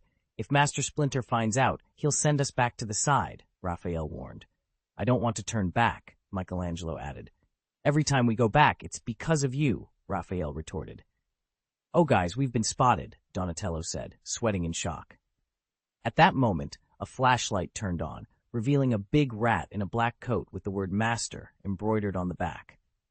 With a few swipes of his tail, the 4 turtles fell to the ground, as expected of their teacher. Why did you go to the surface? What happened? Master Splinter asked. No one spoke at first, but eventually a slice of pizza got Michelangelo talking. There were Bigfoot gang members kidnapping hostages in the subway. We defeated them and successfully rescued the hostages. In addition, we fought the Hulk, although we failed miserably. We also met the god of law, Duke, Michelangelo said quickly. Master Splinter was startled and excited. What, Hulk? He's my idol. Ah, Raphael was slightly taken aback and almost fell off his small bicycle. Since when do you have an idol? Shouldn't it be Duke? Raphael asked curiously, holding an egg with chopsticks in both hands. Stupid, so I can't have idols. Master Splinter lost his composure and accidentally let it slip. Michelangelo smiled happily. My idol is Duke. Look, there's his signature on the turtle shell on my back. He stood upside down on a revolving chair, slowly turning his body to show the signature to Master Splinter. Did you see it? The signature is very handsome. Master Splinter sighed. This year's disciples are really hard to lead. I'm so tired. Did anything else happen? He asked. Other things? Michelangelo was so excited about meeting his idol that he had to think for a moment. Ah, I remember. We also met a girl named April O'Neil. She took a picture of us. Maybe there's a video later? What, O'Neil? Stupid. My worst worry has finally come true. Master Splinter sighed. Don't worry, Donnie has deleted the photo. We are safe, Leonardo said. Donnie was Donatello. No, April O'Neil will be in danger. Find that girl and bring her here, Master Splinter ordered. But teacher, you said no, Donatello said, holding a ping-pong ball in both hands. Find that girl, Master Splinter insisted, later that night. Great, welcome to our hideout, one of the turtles said. Who are you? Where is this? Why did you arrest me? The girl asked, frowning. Hey, you're too forgetful, aren't you? Another turtle replied. We just met yesterday. This is our Fortress of Solitude, our Hogwarts, our Xavier Academy. The most advanced, wonderful world, they said in unison. The girl frowned. Is this in the sewer? Although she was covered with a red hood, it was clear she was confused and concerned. The scene was not completely obscured, and much could still be seen. No. Actually, yes. Yes, it's the sewer. While speaking, Michelangelo removed the girl's headgear. The girl gasped, Old mouse, a big mouse. She was terrified of mice, especially the one in front of her, which was standing upright, dirty, and emitting a foul odor. She fainted immediately. "Oh no, teacher, you scared her." "Yes, the teacher is really scary and also too dirty." Teacher Mouse flicked his tail angrily, placed Michelangelo on the ground, and said, "Wake her up. Why is it always me who gets hurt? Teacher, you'd better stay away." Despite his frustration, Mickey shook the girl awake. "I seem to have had a dream. I dreamed of a big mouse."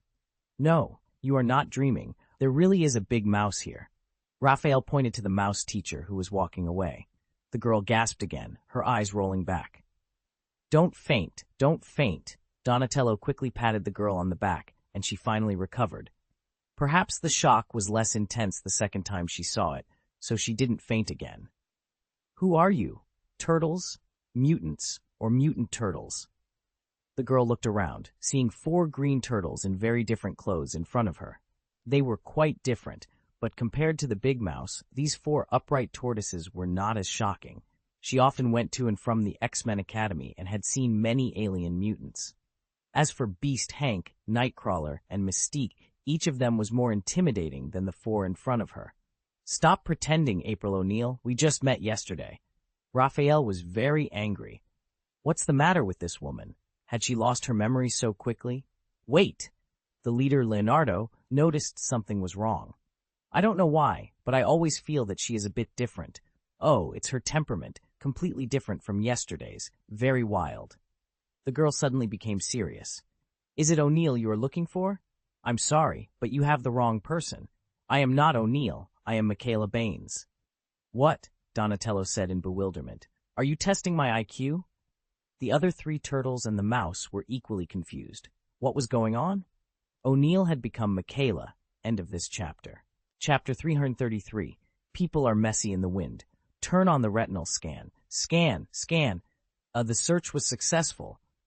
Donatello's scanner beeped as it completed its search, revealing the presence of 4 turtles and 1 mouse. "Oh, damn it," Raphael cursed, frustration evident in his voice. "I just said we should double-check," Michelangelo chimed in. "It seems you were the first to strike, right?" Leonardo retorted angrily. This," Michelangelo stammered, unable to defend himself. The atmosphere was tense tonight. Michaela had gone to visit O'Neil on a whim, but as she walked downstairs, she was suddenly kidnapped by 4 large figures. Initially terrified, she soon realized that these individuals didn't seem to have any malicious intentions and decided to follow them. Little did she know, they had mistaken her for someone else. Meanwhile, O'Neil was on the roof, shouting in frustration, but no one was around to hear her. "Are they kidding me?" O'Neil muttered to herself, annoyed by the delay. The 4 turtles were equally frustrated, having urged her many times without receiving a response. They decided to take matters into their own hands and capture her directly. Just as they were about to act, they saw O'Neil appearing downstairs and immediately jumped down to kidnap her. Michaela was equally distressed. "You want to catch O'Neil and kill her?" she asked, frowning. "Of course not. She is a friend invited by our teacher," Leonardo explained. "But for the safety of our secret base, you need to wear a hood," Michelangelo added. "Oh, a mouse teaching 4 turtles," Michaela nodded, understanding the situation. "Hey, you'd better talk to me politely," Raphael snapped, his temper flaring. Michaela, unfazed, retorted, "You should be more polite to me. Do you know who I am? I am a guest of Karazanduk, and I can freely enter and leave the X-Men Academy. I am friends with the leader of the Autobots, Optimus Prime. If you harm a single hair on my head, you won't get away unscathed." Her bold declaration left the 4 turtles and their master, Splinter, stunned.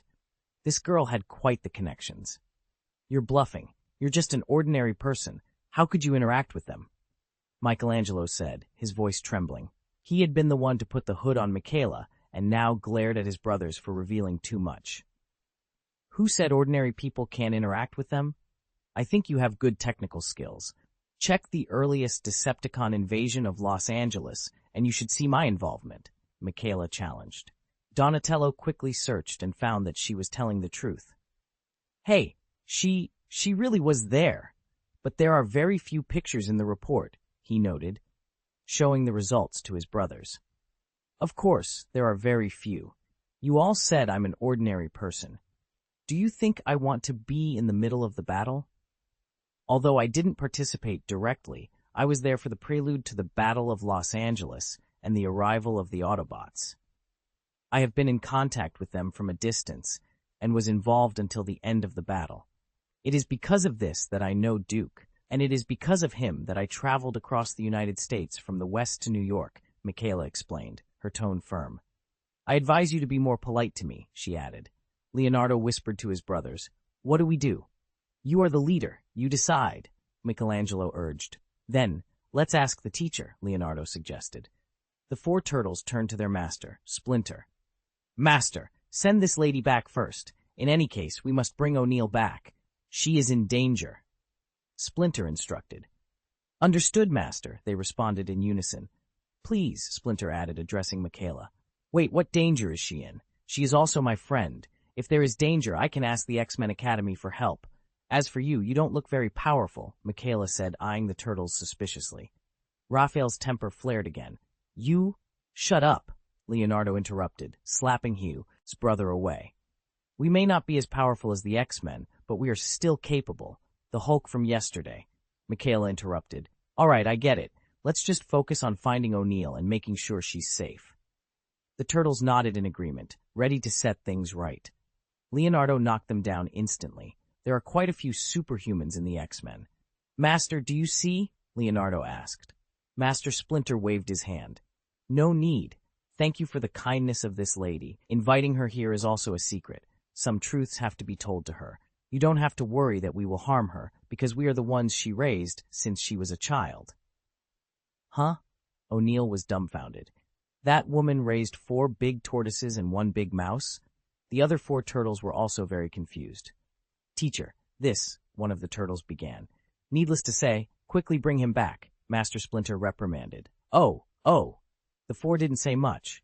They first sent Michaela back to the ground, and then rushed towards O'Neill's location. At this time, O'Neill was drinking coffee with his colleague Fern when suddenly the lights went out. He felt a hood placed over his head and was carried out of the coffee shop. O'Neill tried to protest. As for Fern, he was knocked out with a single punch. He would wake up in a few minutes. There was chaos in the cafe. O'Neill continued to struggle. Miss O'Neill, it's us. We met last night. I'm sorry, there were some accidents just now, and we were late. Don't worry, we won't hurt you. Our teacher invited you. It's urgent. Forgive our recklessness, Leonardo said while running with O'Neill on his shoulders. O'Neill calmed down and recognized the voice. Are you, Leonardo? It's me, Miss O'Neill. You have a good memory. After returning to the ground, Michaela still felt a little uneasy. The 4 turtles were fine, but the mouse was really unsettling. Rats carried bacteria and the Black Death, and its dark eyes looked inexplicably terrifying. After hesitating for a while, she decided to call Duke. You said 4 tortoises and 1 mouse? How did you get involved? Are you sure you didn't catch the wrong person? Duke guessed instantly. How do you know? Have you been spying on me all the time? Were you spying while I was in the shower? Michaela asked suspiciously. Duke was exasperated. You think too much. The 4 turtles and 1 mouse have some relationship with O'Neill. I know that. I also saw those 4 little greens last night. They even fought the Hulk, though they were disastrously defeated. Oh, what about her? They say she's in danger. I'll keep an eye on it, all right. Oh, by the way, do you want me to watch? Or don't you want me to watch? What? Ah! Duke laughed and hung up the phone in a hurry, leaving Michaela alone, bewildered and standing in the wind. End of this chapter. Chapter 334. A look. Well, I didn't catch the wrong person this time. This taste is unmistakably hers. Mr. Mouse thought of the past, and there was a trace of nostalgia in his dark eyes. Listen to me, April. I don't remember my life before I went to that laboratory. That fateful night was the same as usual. Sax injected us. Your father assured us that our physical signs were still strong, and you, as usual, brought us a small reward. He referred to food, specifically pizza. That's why the turtles especially like to eat pizza, particularly Michelangelo. After the brothers fell asleep, I heard a loud bang. I smelled smoke and heard sirens. Your father discovered his boss's true intentions and set fire to the lab with the intention of destroying Shredder's plans. He took his last breath that night. I was terrified, but that's when you showed up and took us to safety. Well, the sewers, but it was safe for us. Mr. Mouse paused, his eyes softening. I couldn't speak then, but I want to thank you now, April. O'Neill was silent, absorbing the story. We wandered the sewers until we found this place. That's when the mutants in our blood miraculously transformed us. Thus, 4 turtles and 1 mouse, the Turtle Men and Rat Man, were born. Later, I found a copy of ninjutsu. First, I taught myself this ancient art, and the little turtles grew up rapidly under my guidance. Remember, April, Sax is not a kind person. His heart has been poisoned, and the one who poisoned him is the Night Emperor, Shredder. At this moment, a light curtain suddenly appeared in the air. It was Duke. Friendly reminder, Shredder's troops will arrive in 5 minutes. Duke, O'Neill stood up in surprise, then understood. Oh no, he deliberately located me. Let's go, we have to evacuate.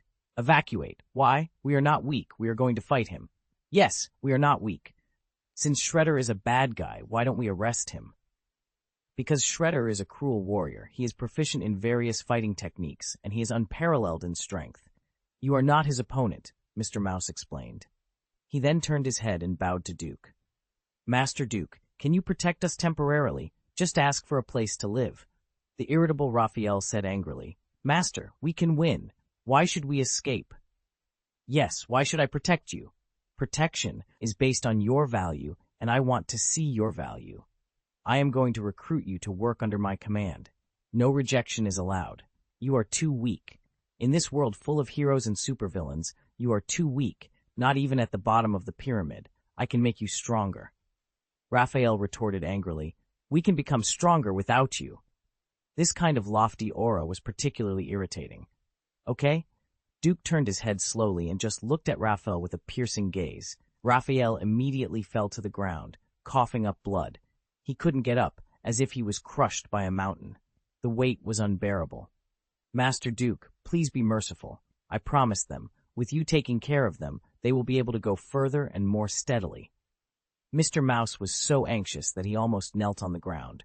For the sake of your teacher, I will spare you this time. Oh, by the way, last time Hulk broke your weapon. Here is a pair for you. I made them myself. After speaking, 4 weapons were thrown out from the light curtain. These were all masters, so they could naturally see the quality of the weapons. Their eyes lit up. A pair of samurai swords, a pair of 3-pronged forks, a long stick, and a pair of nunchakus. You should also know about Asgard, right? Yeah. The 4 turtles nodded repeatedly. The place where Thor lived in the Avengers was quite cool, and Thor was Leonardo's idol. These are all forged from Asgard's precious metals. 1 pair is enough to buy a 2nd-tier city. The so-called pardon is enough. Enough, enough. Michelangelo nodded repeatedly, almost bowing. Leonardo sobered up in an instant. We don't get paid for nothing. This is, for you, consider it a gift. Additionally, you need to fight against the invaders, and you don't have a weapon at hand, right? Isn't it like giving away your life? So accept it. These weapons have additional effects that you can discover on your own. Also, destroying Shredder, Sax, and the Bigfoot gang is your ticket to join Karazhan. If you can't do it, if you can't prove your strength, your weapons will be taken back. Michelangelo quickly picked up the nunchaku and hugged it tightly. I can definitely do it. Definitely. That would be best. Besides, Sax has a crazy plan for destruction, and only you can uncover it by infiltrating his base. Maybe you can try pretending to be captured by them. Of course, you need to leave one of you to rescue the others. How you decide to do that is up to you. They have arrived, but they are still trapped in the illusion I set up. In about 3 minutes, the illusion will disappear. I wish you all good luck. After finishing speaking, he touched O'Neill, and a blue light enveloped her body. This is a shield to protect you from death. Before she could ask more, Duke had disappeared. Raphael moved his limbs, feeling a bit surprised. Why do I feel so much lighter? Seeing the clots in the blood spat out on the ground, Master Splinter frowned and grabbed Raphael's wrist to feel his pulse. It seems that Master Dharma God helped you. He forced out the blood clots that had stagnated in your body. Remember the injury you suffered earlier? When they were young, it was Raphael, not Michelangelo, who yearned to live outside the most. At that time, they were still young, just like children. Raphael ran out fully armed but was beaten up as a beggar or a vagrant, leaving him with bruises and internal injuries. Since then, he had become angry. Although Splinter had learned some medical skills, including acupuncture, it was difficult. Firstly, there was no way to buy traditional Chinese medicine, and secondly, they were turtles, not humans. The acupuncture points were completely inconsistent. He spent a lot of energy but only managed to force out a part of the clots. So, I have to thank him? Raphael was very conflicted. He didn't know right from wrong, but he just felt uncomfortable. Of course, you have to thank Master Dharma God. Master Splinter glanced at him, inwardly sighing at how powerful Duke was. Raphael couldn't stand up to him with just one look. All right, enough talking. Get up and deal with the intruders. End of this chapter. Chapter 335. I don't like big rats. The intruders outside were a little confused. They felt like they were lost, completely lost. Wandering back and forth in one place felt quite strange. No, it wasn't just a feeling. They were definitely lost. But how could that be? They had been running for more than 10 minutes. According to their calculations, it should have taken only 5 minutes to reach the predetermined target location. Why, after 10 minutes, were they still running with no sign of their destination? Stop! The leader of the team suddenly raised his hand, and the mercenaries behind him came to a halt. What's the matter, Captain? One of them asked. It's weird, the captain replied. What's weird? Not everyone was aware of the problem. We've been running for 10 minutes. According to the distance from the starting point to the reserved location, it should have taken only 5 minutes. But now, we've doubled the time in the sewer, the team leader pointed out, showing the time on his watch. The rest of the team members finally realized something was wrong. What's going on? One of them muttered. Shredder, fully armed and armored, strode over from behind. His armor was impenetrable by bullets, with no apparent weaknesses. Master Shredder, we seem to be experiencing a ghost-hit-the-wall phenomenon, the team leader explained, pointing to a position marked earlier. I marked this spot 8 minutes ago, and we've passed it 4 times. We should have arrived at the reserved location 5 minutes ago, but we're still circling here. Shredder's anger flared. Are you talking about superstition to me? No, it's just that we're really stuck here, the team leader insisted. Bastard! It must be that your equipment is malfunctioning. Move on. Shredder commanded. Yes, Lord Shredder. The squad leader felt aggrieved, but didn't dare to disobey. If he didn't act, he might be killed by Shredder. After running around, he was surprised to find that they had successfully arrived at the reserved location. Strange, could it be that something was really wrong? This world is very wrong. At the end of the sewer, the 4 turtles and 1 mouse were in a panic. No. There are 2 groups of intruders, one in the ventilator room and the other at the weapon wall, Donatello said, looking at the monitor in fear. The intruders were already approaching before they could formulate a strategy. The world was moving too fast. Mikey, outflank to the right. Donnie, come with me. We have to go. Hurry. Leonardo roared. No. Master Splinter heard the alarm and the ticking of the countdown and hurriedly warned them. But it was too late. The weapon wall was blasted. Leonardo and Donatello were blown away by the explosion. Similarly, Raphael and Michelangelo on the other side were thrown upside down by the flying debris. Here they are. Anesthetize them, one of the intruders shouted. Oh no, they have narcotic bombs, Michelangelo said, dumbfounded. Leonardo shook his head, trying to clear the ringing in his ears from the explosion. Then don't let those bullets touch you. Okay, go.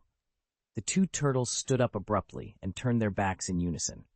Just like in the movies, the bullets always hit the shield and never the legs.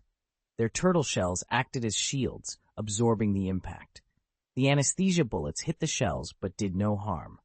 When the gunfire paused, the 2 turtles turned around abruptly. Leonardo spun like a top, his double blades facing outwards, slicing through the air with a cha-cha-cha-cha sound. Donatello wielded his long staff, swinging, picking, and smashing with precision. Donatello hadn't yet noticed the magic of his weapon, but Leonardo had already seen it. Wow, I love this weapon, he exclaimed. It had a biting, icy aura attached to it and was extremely sharp. Not only did it cut through the enemy's guns with ease, but it also froze the cut surfaces, preventing any blood from flowing. Wow, Donatello was amazed. Michelangelo, clearly envious, remarked, "D, this is magic. Do you know what mine is?" On the other side a voice chimed in, "What, brothers? Do you think you can handle this? I'm like lightning, idiots." I do. Michelangelo, being a speed type, wielded his nunchaku with incredible swiftness. Additionally, the strength of the tortoise was immense, combining super high agility with infinite power. One kick could be lethal, either breaking a neck or collapsing a chest. "Ah, sorry. I did it on purpose. He exclaimed. Meanwhile, inside the center, Master Mouse was taking down intruders with high-speed agility. Without Duke's weapon, he used his long tail and nimble movements to knock all the intruders to the ground. Duke, watching the scene unfold from outside while eating a burger and drinking Coke, clicked his tongue in amusement. What a group of brave mercenaries. Aren't they afraid of the Black Death? Sitting next to him was Michaela. The two of them were perched on the roof of a building 500 meters away. Black Death, you really have a big heart, Michaela sighed, speechless. After spending a long time with Duke, she felt that the difficulties in this world were not difficult at all. Why was she so obsessed with chasing Duke? Well, let's put it this way. High-quality, good men are the goals that women are crazy about. Once you've seen the peak of the world, why would you want to live an ordinary life and spend your whole life with an average person? Simply put, her standards were high. Would you like some fried chicken? Duke offered, holding out his hand. No. This is a Native American turkey from 1,000 years ago. It's extinct now. Are you sure you don't want it? Duke teased. Michaela's mouth watered as she snatched it proudly. Whoever said no, you heard it wrong. I said yes? Americans have always had the habit of eating turkey, especially for Thanksgiving. But no one had eaten this particular turkey in 1,000 years. Tasty, Michaela exclaimed. It might have been an illusion, but it tasted delicious. In fact, to Duke, it tasted no different from modern chicken. To put it bluntly, it was just the novelty of extinct ingredients. Here are garlic sauce, cheese sauce, hot sauce, and salty sauce. You can dip it yourself, Duke said, handing over a large can of iced Coke. Michaela dipped the turkey in hot sauce and asked while eating, I just had a question. Why didn't you give the mouse a weapon? She seemed to enjoy spicy food, a true hot girl. You don't like big rats, do you? Because I don't like rats either. Why give them weapons? Duke laughed. Michaela froze for a moment. Did they have something in common? Well, maybe they did. End of this chapter. Chapter 336, Still Going the Old Way. Duke doesn't like big rats. In fact, no one likes big rats. When Duke was in school, some roommates brought back rat meat from the south. It was the kind of vole, big, fat, fried and crispy, almost like fried pork. No one in the entire dormitory had eaten a big mouse before, except for that one time. Everyone thought it was fresh and had never tried it before. Duke also tasted it. In fact, there was no taste to sing about. It felt like eating Geo. It looked like muscle and pork fried together. He didn't feel sick when he ate it because it was fried and chopped, and it didn't look like a rat at all. But it was different afterward. Probably due to psychological reasons, he felt uncomfortable for a whole day. Just like intensive fear, it acts on the psychology in the same way. Since then, Duke has disliked big mice. It looks like they're going to lose, even with the weapons you gave them. Michaela said, eating fried chicken and drinking Coke while watching the live broadcast. Hey, won't you save them? This is a test for them, Duke replied. Okay. Even Michaela could tell that the Ninja Turtles were about to lose, so they really were about to lose. There were just too many enemies. Although the Turtles had the weapons Duke gave them, they couldn't hold back the crowd, and they didn't have much combat experience. The ventilator room has been invaded. Donatello suddenly yelled, Raphael, go to the ventilator room, Leonardo shouted while fending off an intruder. Why do you keep ordering me? Raphael was very upset. As the perennial second in command, he always wanted to challenge the position of the leader. Being called upon every day made Raphael quite unhappy. Go, Leonardo ordered. Mitch, you have to take April out now. Just then, an armored monster appeared. Oh, Michaela was taken aback and almost choked on her Coke. Ahem, I thought it was a Decepticon reappearing? This is Shredder? Yeah, a Japanese hidden in armor, Duke smiled. Watching a play. War was imminent. Although the agility index of the big rat was max, there is a saying, one strength breaks 10 meetings. Even if you know more ways, you still can't compare with others in strength and defense. Who told you that you don't have weapons made by Uru? His ordinary weapons couldn't break through Shredder's armor at all. After a few rounds, the big rat was cut by a few blades and was pinched by Shredder's neck. Put down your weapons. Michaela looked anxious. Hey, are you really desperate? Duke smiled. Minnie, if I don't save him, will you dislike me?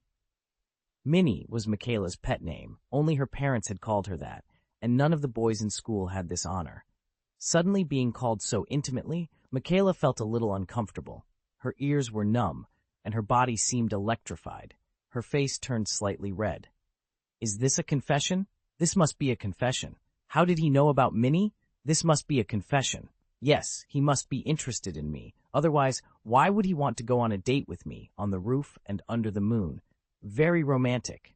I have to say that a woman who is selfish is terrifying. She can block all the truth. After regaining her composure, Michaela quickly took a sip of Coca-Cola to suppress her excitement. Of course not. You are what I believe in. Even if I chase you for the rest of my life, I won't regret it. Duke felt a black line climb from the bottom of his feet to the top of his head. Hey, it doesn't matter if the man is too attractive. Skip this topic. Their fate can only be in their own hands, whether they live or die. I admit that I am very prejudiced because I don't like or even hate big mice, and I have to take 4 turtles as subordinates, so I will take the initiative to kill the big mice. This time is a test for them, and it is also a test for them by fate. Michaela was curious. If the big mouse survives, will you take him in? Why not? Duke smiled. You just said. You hated it. Hating. It doesn't mean I'm going to kill him with my own hands. It just means throwing him far away and not letting him enter the KLZ, Duke said. Oh. Michaela nodded, but she couldn't shake the feeling that something was off. Wow, is she crazy? He had just breathed a sigh of relief when he suddenly realized that O'Neill had rushed out with a forked weapon and stabbed Schrader fiercely. However, the battery behind it leaked electricity, causing no damage. No, O'Neill. Despite being grabbed by the neck, the big rat could still move. Its long tail curled and threw O'Neill far away. Because O'Neill was protected by Duke's shield, no matter how hard the impact, he wouldn't be injured. You idiot. Schrader was furious, but he didn't have time to pay attention to O'Neill, who was dispensable. After all, it was worthless. As long as the plan was carried out, people in New York would die, and she might die too. Just a little earlier or a little later. Put down your weapons, or your father will die. Shredder turned to look at the 3 mutant turtles approaching. There was a reason to tell them. Never compromise. 1 step back is the abyss. Leonardo, Michelangelo, and Donatello, the 3 little greens, could only throw down their weapons in exchange for their teacher's life. In their view, Schrader wanted to mutate the serum, and the teacher also had it in his body. He shouldn't be killed. But what a pity. Maybe Schrader also hated this big rat and thought it was dirty, so he didn't want it? After the 3 little greens dropped their weapons, Schrader directly punched the big rat's heart and then threw it aside like rotten meat. No! The 3 little greens were captured by Corona. And 1 more? He's dead. Well, dead is worthless. Destroy this place. There were several explosions in succession, and the sewer was destroyed. Still on the same path. Even if they were given weapons, they still couldn't avoid being killed by the plot. No move. Too many enemies. Raphael was crushed under the rubble as always, and had to shrink into his turtle shell. The solid turtle shell blocked many heavy blows for him, and he finally survived. Is the big rat really dead? Michaela suddenly knew why she felt something was wrong earlier. It was Duke. He seemed to have known early on that the big rat would die, which is why he said that. Because it couldn't survive at all. But Michaela didn't care if the big rat was alive or dead. She hated rats anyway, and it can't be said that Duke is a bad guy. He saved more and more people. He just ignored the death of a rat. What's the big deal? Teacher, Raphael, who had just crawled out of the ruins, was terrified. It's Rafa. You must rescue your brothers and stop Shredder. After speaking, the big rat tilted its head and died. End of this chapter. Chapter 337. Can the soul also poop? In the original Teenage Mutant Ninja Turtles storyline, the big mouse Splinter wasn't supposed to die, but something had changed. Now he lay dead, his heart shattered by a punch from Shredder. It was a miracle he managed to utter a few last words. "No," Raphael screamed, his voice echoing through the sewer. Their teacher had passed away. In a flash of light and shadow, Duke appeared in the sewer once more. Both O'Neill and Raphael were startled. Raphael glanced between Michaela and O'Neill, noting their striking resemblance, but he quickly dismissed it. His focus was on Duke, whom he stared at coldly. "You were there?" Raphael demanded. "I'm here," Duke replied calmly. "Why?" Raphael's fists clenched tightly, his eyes burning with anger. If he had the strength, if he wasn't trying to save his comrades, he would have attacked Duke already. O'Neill felt a similar sense of betrayal. Duke had been watching the entire time, clearly capable of preventing the tragedy, yet he chose to do nothing. The idol they once admired had crumbled before their eyes. "You mean, why didn't I save him? Why did I sit back and ignore his death? Why was I so cold-blooded?" Duke's smile was icy. "Mortals always pin their hopes on superheroes and never choose to save themselves. I gave you stronger weapons, but you still couldn't control your own destiny." Raphael was speechless. "Who caused all this? I wouldn't have been here today if Michaela hadn't called me. What would have happened if I didn't show up?" Duke's voice was sharp, his questions piercing. Raphael was momentarily stunned. If Duke hadn't shown up, they would have still failed. But Duke was twisting the situation. "But you did show up," Raphael retorted. "Who caused all this?" Duke's shout shook Raphael to his core. "Did I cause it? No, you did. If you hadn't gone out, if you hadn't provoked the Foot Clan, how would they have noticed you? The fundamental reason is your restlessness and your desire to make waves without the means to do so." Raphael remained silent, the truth sinking in. "The final result is the death of your master. This is a bloody lesson. Do you understand? This happened because you lack the ability to protect yourself, let alone your companions and family. It's like a baby provoking an adult. The adult might let you take a bite, but when the adult gets angry and kicks, the baby will die. You don't have the ability to protect yourself. That's why I recruited you earlier. Only by joining Karazhan can you become stronger and protect your teacher. But you refused. In the end, weakness." Duke's gaze was cold and unforgiving. "Weak, weak, weak. If you're weak and still want to go out and prowl, you're courting death. If I guessed correctly, your master repeatedly told you not to go out, right?" Raphael lowered his head slowly. It was true. Master had repeatedly forbidden them from going out, but their curiosity always got the better of them. Just as Duke said, they were restless and always wanted to explore. Today, they learned the real reason behind Master's warnings. Unfortunately, it was too late. They paid a bloody price. Their brother was captured, and their teacher was dead. O'Neill, a reporter, wasn't fooled by Duke's rhetoric. "You're changing the concept. They've already learned their lesson, and you could have saved him, even if you had to preach." O'Neill's anger was palpable. After all, she had raised Splinter when he was just a mouse. Duke's expression remained unchanged. "I have always believed that people should handle their own problems and bear their own responsibilities. I'm very busy, dealing with world-ending threats every day. Do I need to handle every little villain myself? I am not the world's savior." "Has the government of the United States paid me a salary? Will they give me another one?" Duke asked, his tone dripping with sarcasm. "No," the nanny replied firmly. "Nothing at all," Duke continued, exasperated. "I need rest too. I'm a human being. My job is prevent catastrophes that could destroy the earth. You handle the small-time villains. To put it simply, whether I catch the villains or not depends on my mood. I'm not the police. It's not my duty." Duke curled his lips, looking defiant. "Furthermore, I have no relationship with it, so why should I save it?" "You." O'Neill was choked with anger. He was so furious that he vowed to write a scathing article about Duke as soon as he got home. Duke just smiled and walked over to the large rat, reaching out to grab it. "What are you doing?" Raphael tensed up immediately. Before he could finish speaking, he froze, trembling at what he saw. Michaela and O'Neill's eyes widened in shock. Duke slowly grabbed a white rat, a glowing, translucent, jade-like creature about the size of his palm. It was unmistakably Master Splinter, albeit much smaller, with even the iconic three-strand long beard. Squeak! Squeak! Squeak! The little mouse spun in the air, sniffing around with its nose. It looked like an ordinary mouse, even though it was standing upright. This is, Raphael began, his voice trailing off. The soul of your teacher, Duke said, tossing it to Raphael. The latter caught it quickly, fumbling in his haste. This. Raphael stammered, unable to form a coherent sentence. What is this? O'Neill was equally confused. Although he knew about the existence of superhumans, the concept of a soul was new to him.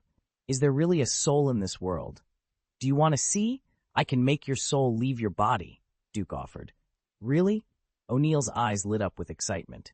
If he could write a report on the experience of the soul leaving the body, it would surely be a hit. Of course, but now is not the time to think about such things, Duke admonished. O'Neill bowed his head guiltily. This soul, what should I do? Raphael was completely at a loss. It was the soul of his teacher, and he had no idea what to do with it. Should it eat? Drink water? Would it need to relieve itself? What even is soul waste? I took some measures just now, so its soul will appear here in this form. If it leaves here, its soul will disperse in an instant. It might end up in hell, meeting the great demon king Murphy Stowe, Duke explained. What? Raphael was dumbfounded. Then, what should we do now? End of this chapter. Chapter 338. Let's go, Turtle. Only by staying in Karazhan can its soul body exist forever. Duke said. This. Raphael was stunned. O'Neill was a little skeptical. You didn't want to recruit them, did you? Did you do this on purpose? Duke rolled his eyes and ignored her. Karazhan has a special magic circle that allows the soul body to exist indefinitely. As long as Karazhan stands, the soul will remain. However, if you leave and come back, the soul will still dissipate. Okay. No matter what your purpose is, the teacher will entrust you, Raphael said, gritting his teeth and offering the soul with both hands. He was determined to save his brother and had no time to worry about the teacher's soul. What if the teacher accidentally ran out and dissipated? Even if it didn't run out, what if it couldn't be found? Decided, Duke asked. Decided? Raphael nodded firmly. Although he felt something was off, Duke had a point.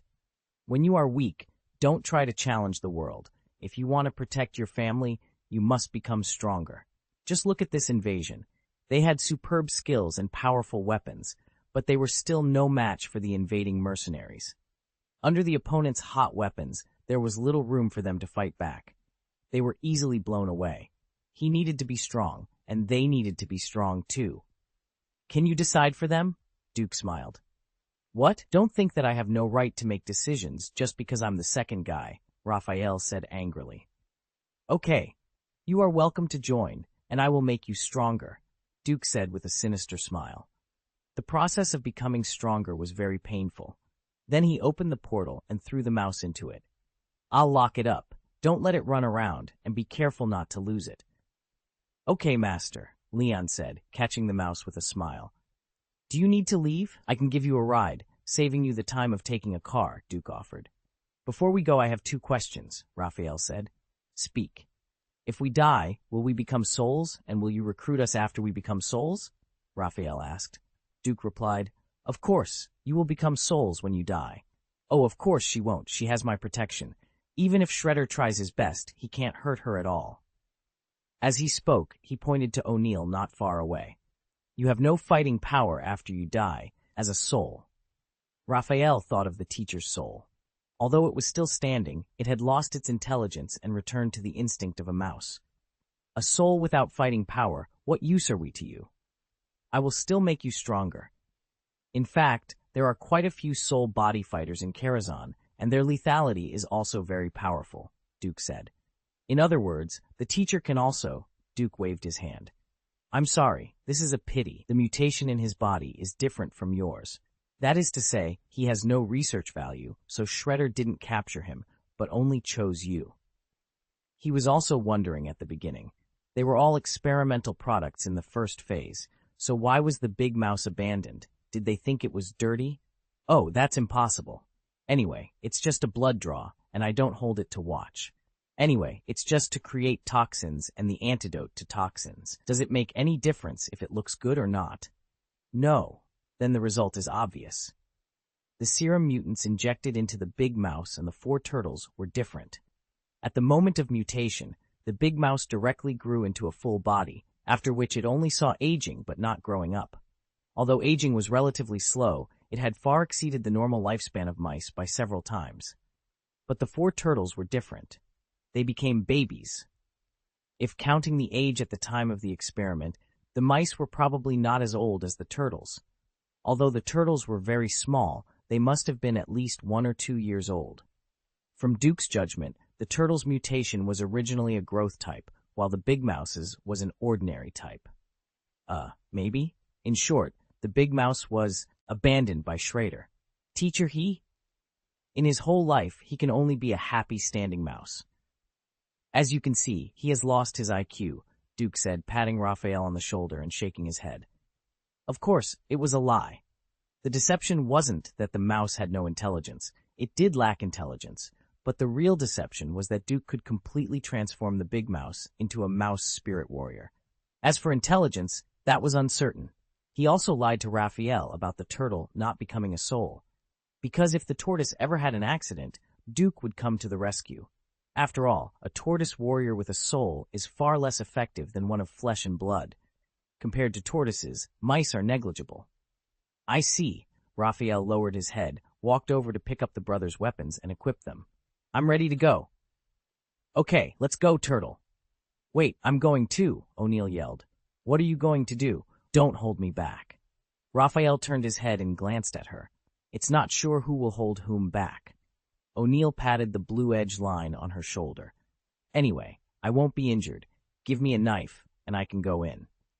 Duke had black hair, and he looked like he had saved the wrong person. Was he too naive? That's right, he couldn't kill her. But just because he couldn't kill her didn't mean he couldn't capture her. If someone trapped her with a rope, she could use it for nothing, and then throw it into the water.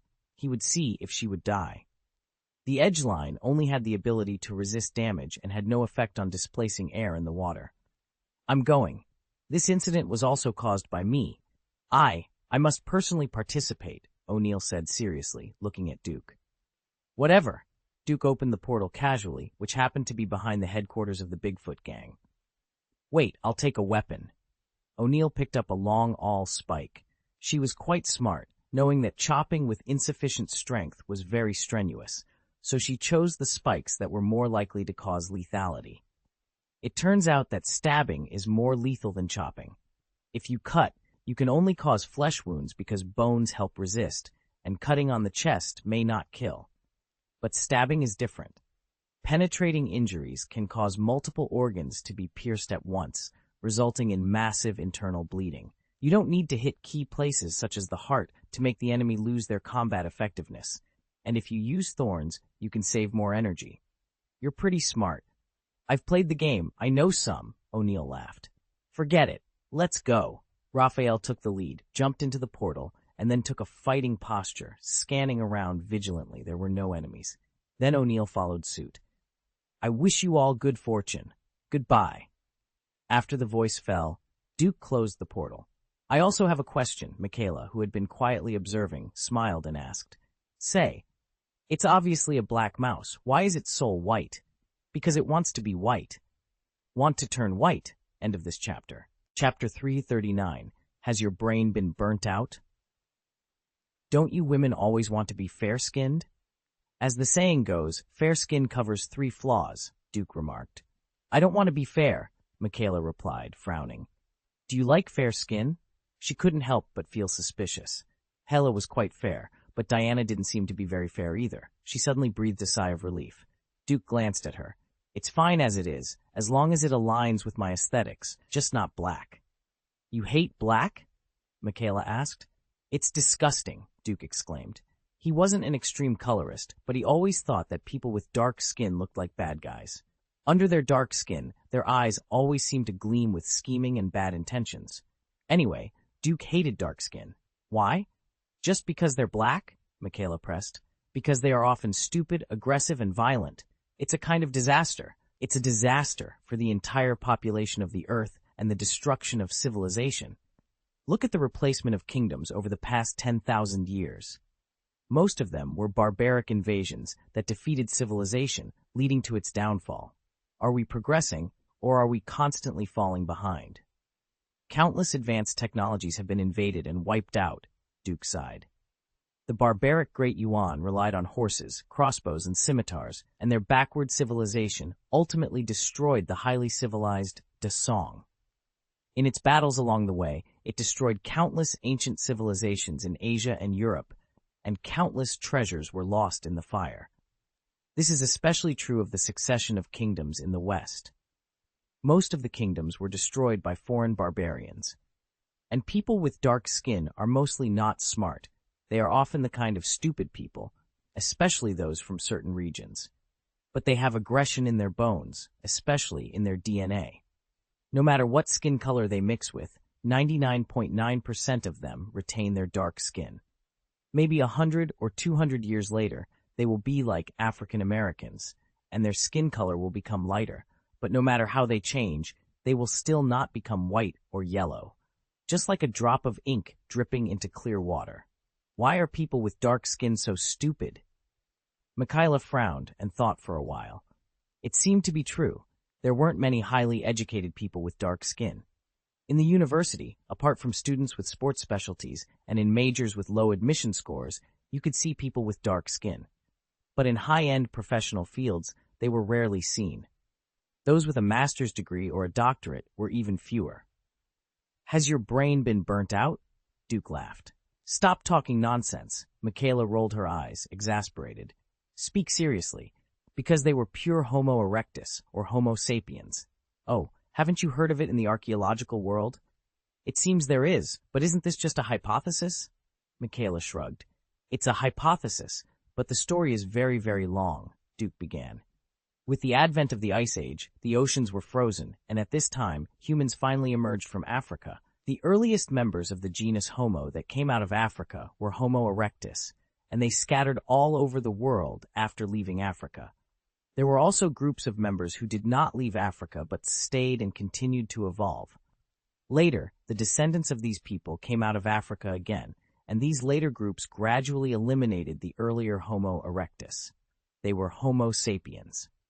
According to research, Homo sapiens stepped out of Africa many times, but only the last time was successful. The last time Homo sapiens walked out of Africa was about 65,000 years ago. They wiped out Homo habilis, artisans, Neanderthals, Denisovans, floras, and so on. Neanderthals had a higher brain capacity and a stronger body than Homo sapiens. Studies have found that they especially liked living in caves, so they are also called cavemen. However, later research, the discovery that their caves were taken from bears suggests that they could single out formidable opponents like bears. This implies that cold climates can stimulate brain development, while high heat can dull the mind. After all, people often become confused after a fever. Homo sapiens first ventured out of Africa around 10,000 years ago. However, they soon encountered the descendants of an earlier group of Homo erectus, the Neanderthals, and were initially defeated. It wasn't until more than 3,000 years later that Homo sapiens made a second attempt. By this time, they had developed more sophisticated weapons and effective language skills. The Neanderthals, affected by a harsh climate that had turned Europe colder about 4,000 years ago, were no longer a match for the advanced Homo sapiens. The cold climate forced the creatures Neanderthals depended on to migrate, and they themselves hid in valleys to escape the cold. The reduction in food, combined with competition and pursuit by Homo sapiens, eventually led to the extinction of the last Neanderthal. Although they have become extinct, some of their genes have remained in us forever. Currently, populations outside of Africa carry about 1 to 4% of Neanderthal genes, Duque summarized. So, the reason why we are smart is because we have Neanderthal genes in our bodies. Michaela asked curiously. This was a fascinating archaeological argument she had never heard before. In today's archaeological world, there are two main theories: natural reproduction, which aligns with Darwin's theory of evolution, and alien intervention. Michaela leaned towards the latter. The more she interacted with Duke, the more suspicions arose.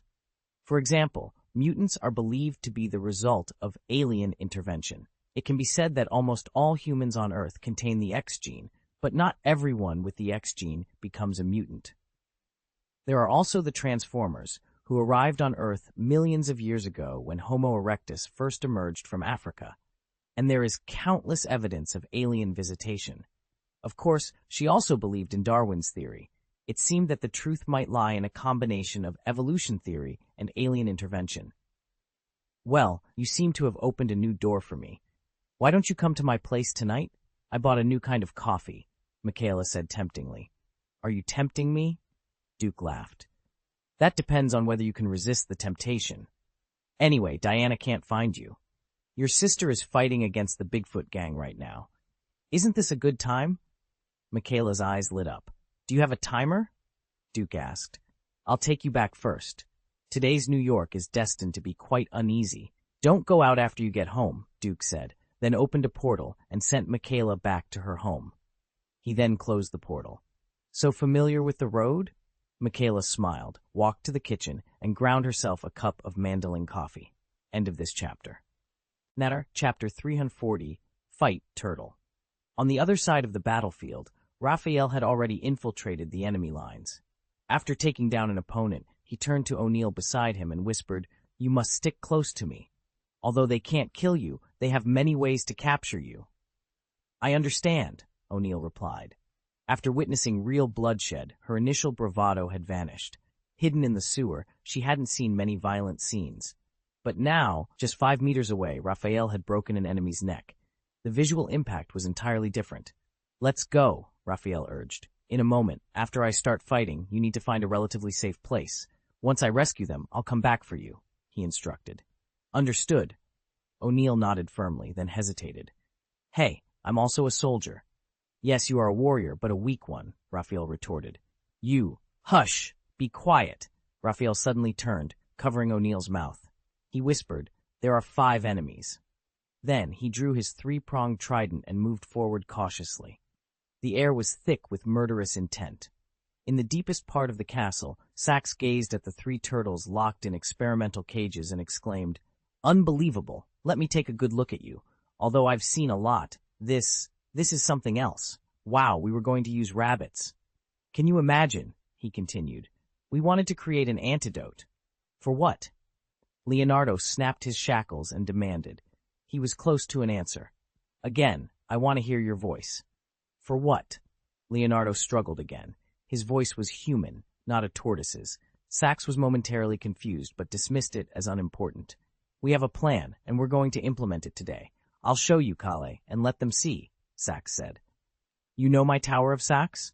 The one with the giant spire at the top, filled with tons of chemical gas. As you can see, this thing is very dangerous." The female ninja Karai had already injected the poisonous gas into the mouth and nose of an experimenter. Almost instantly, the unfortunate subordinate was burned by the gas. Horrible red blisters appeared all over his body, accompanied by burning black spots. Smoke rose from his body as he gradually stopped moving. In a few hours, Shredder will release the poisonous gas all over the city. The initial death toll will shock governments worldwide. Within 30 days, New York will become a quarantine zone, Sax explained. At that point, my company will step in with an antidote to save everyone. The source of the antidote is the mutant blood flowing in your veins. The government will give Sax an unlimited check, and I will become rich. Shredder will bring the city to its knees. We will become gods. Sax declared as blood was slowly drawn from the 3 turtles into bottled containers. The blood of the turtle men was also red. "You will never become a god," Leonardo gritted his teeth and cursed. Is he copying Loki's words? Sax thought, amused. But Loki hasn't said this yet, and Avengers 4 hasn't been released yet. Hey, I will, Sax sneered. You won't. The superheroes in this city will stop you, and your plan will never succeed.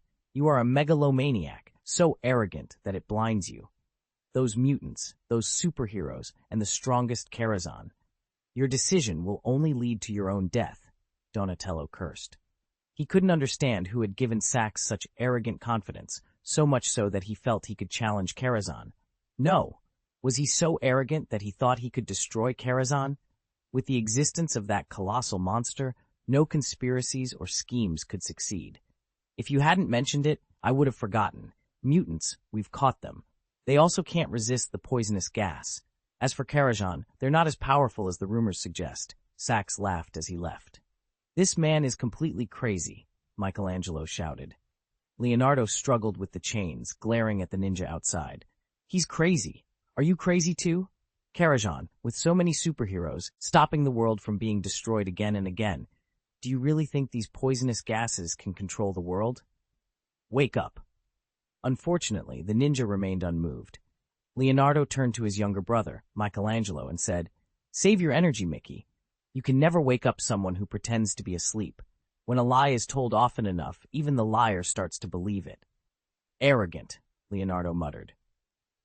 Has he become so arrogant that he even despises the god of law? Why are these villains so foolish? No, Leo, you're wrong, Donatello interjected. Villains are called villains because they still have hope that they can succeed. This world isn't just black and white. Under the light, there will always be darkness. It exists, and it cannot be removed. When did you become a philosopher? Leonardo asked in surprise. Unfathomable, Michelangelo agreed. At that moment, the battle outside intensified. An enraged Raphael seemed to activate some kind of switch.